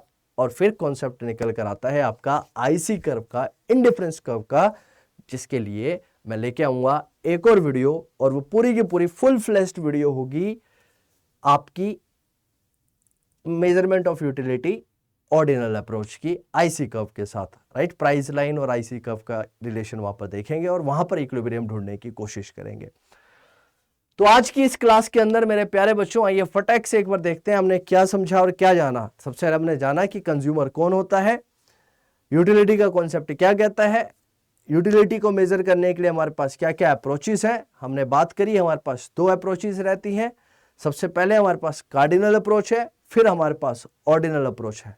कॉन्सेप्ट ऑफ टोटल यूटिलिटी हमने जाना कि टोटल यूटिलिटी का कॉन्सेप्ट क्या है sir, it is nothing but it is sum total of the marginal utilities. और उसके बाद फिर हमने मार्जिनल यूटिलिटी का कॉन्सेप्ट जाना। उसके बाद हमने कॉन्सेप्ट ऑफ कंज्यूमर इक्विलिब्रियम समझा। उसके बाद लास्ट हमने समझा marginal utility analysis and consumer equilibrium, जहां पर हमने वन कमोडिटी केस और टू कमोडिटी केस के अंदर समझने की कोशिश करी कि किस तरह से इक्विलिब्रियम अटेन किया जा सकता है। और लास्ट पॉइंट हमने समझा लिमिटेशन ऑफ यूटिलिटी एनालिसिस, जिसके अंदर हम लोगों ने जाना कि सबसे बड़ी समस्या यूटिलिटी एनालिसिस के अंदर क्या थी, वो सिर्फ और सिर्फ एक थी कि वो हमेशा नंबर्स की बात करता था। और वन कमोडिटी केस के अंदर इक्विलिब्रियम कैसे निकलेगा, तो मैंने आपको बताया, आप सीधा बोल सकते हैं कि इक्विलिब्रियम निकाला जा सकता है जहां पर price of commodity X is equal to marginal utility of the money, जहां पर marginal utility of the money और प्राइस ऑफ द कमोडिटी दोनों आपस में बराबर हो जाए, वो पॉइंट निकल कर आता है आपका कंज्यूमर इक्विलिब्रियम का। सेम सेंस पर टू कमोडिटी केस में हमने बोला कि जहां पर प्राइस ऑफ द कमोडिटी, जहां पर हमने क्या बोला कि marginal utility of X is equal to marginal utility of Y is equal to marginal utility of money, ये तीनों चीजें आपस में क्या हो जाए, बराबर हो जाए, तो वहां पर हमारा क्या निकल कर आता है, इक्विलिब्रियम निकल कर आता है। And this was for it for today's class, this is it for today. और आई होप आप लोगों को ये वीडियो बहुत अच्छी लगी होगी, आप लोगों को चीजें बहुत अच्छी तरह से समझ में आई होगी। अगर समझ में आई है तो कमेंट करके जरूर बताइएगा, और आप लोगों के लिए क्वेश्चंस भी लेके आऊंगा जहां पर हम डिस्कस करेंगे चीजों को बहुत ज्यादा डिटेल में। और जो आपको होमवर्क दिया है, right, consumer equilibrium to commodities के केस में कैसे निकाला जा सकता है, ये कैसे निकलता है, वो करिएगा। और डाउट्स अगर उसमें आए तो डाउट लिखिएगा, फिर हम आप लोगों के साथ उस चीज को भी बहुत ज्यादा डिटेल में डिस्कस करने की कोशिश करेंगे। और साथ ही साथ में अगर आप लोग चाहते हैं लाइव क्लासेस मेरे साथ, तो टारगेट है 25,000 सब्सक्राइबर का। 25,000 सब्सक्राइबर होते ही हम शुरू करेंगे इस चैनल के ऊपर economics live bye Prince sir. ठीक है, चलिए मिलते हैं आप लोगों से अगली क्लास में। Till then take care and God bless you all.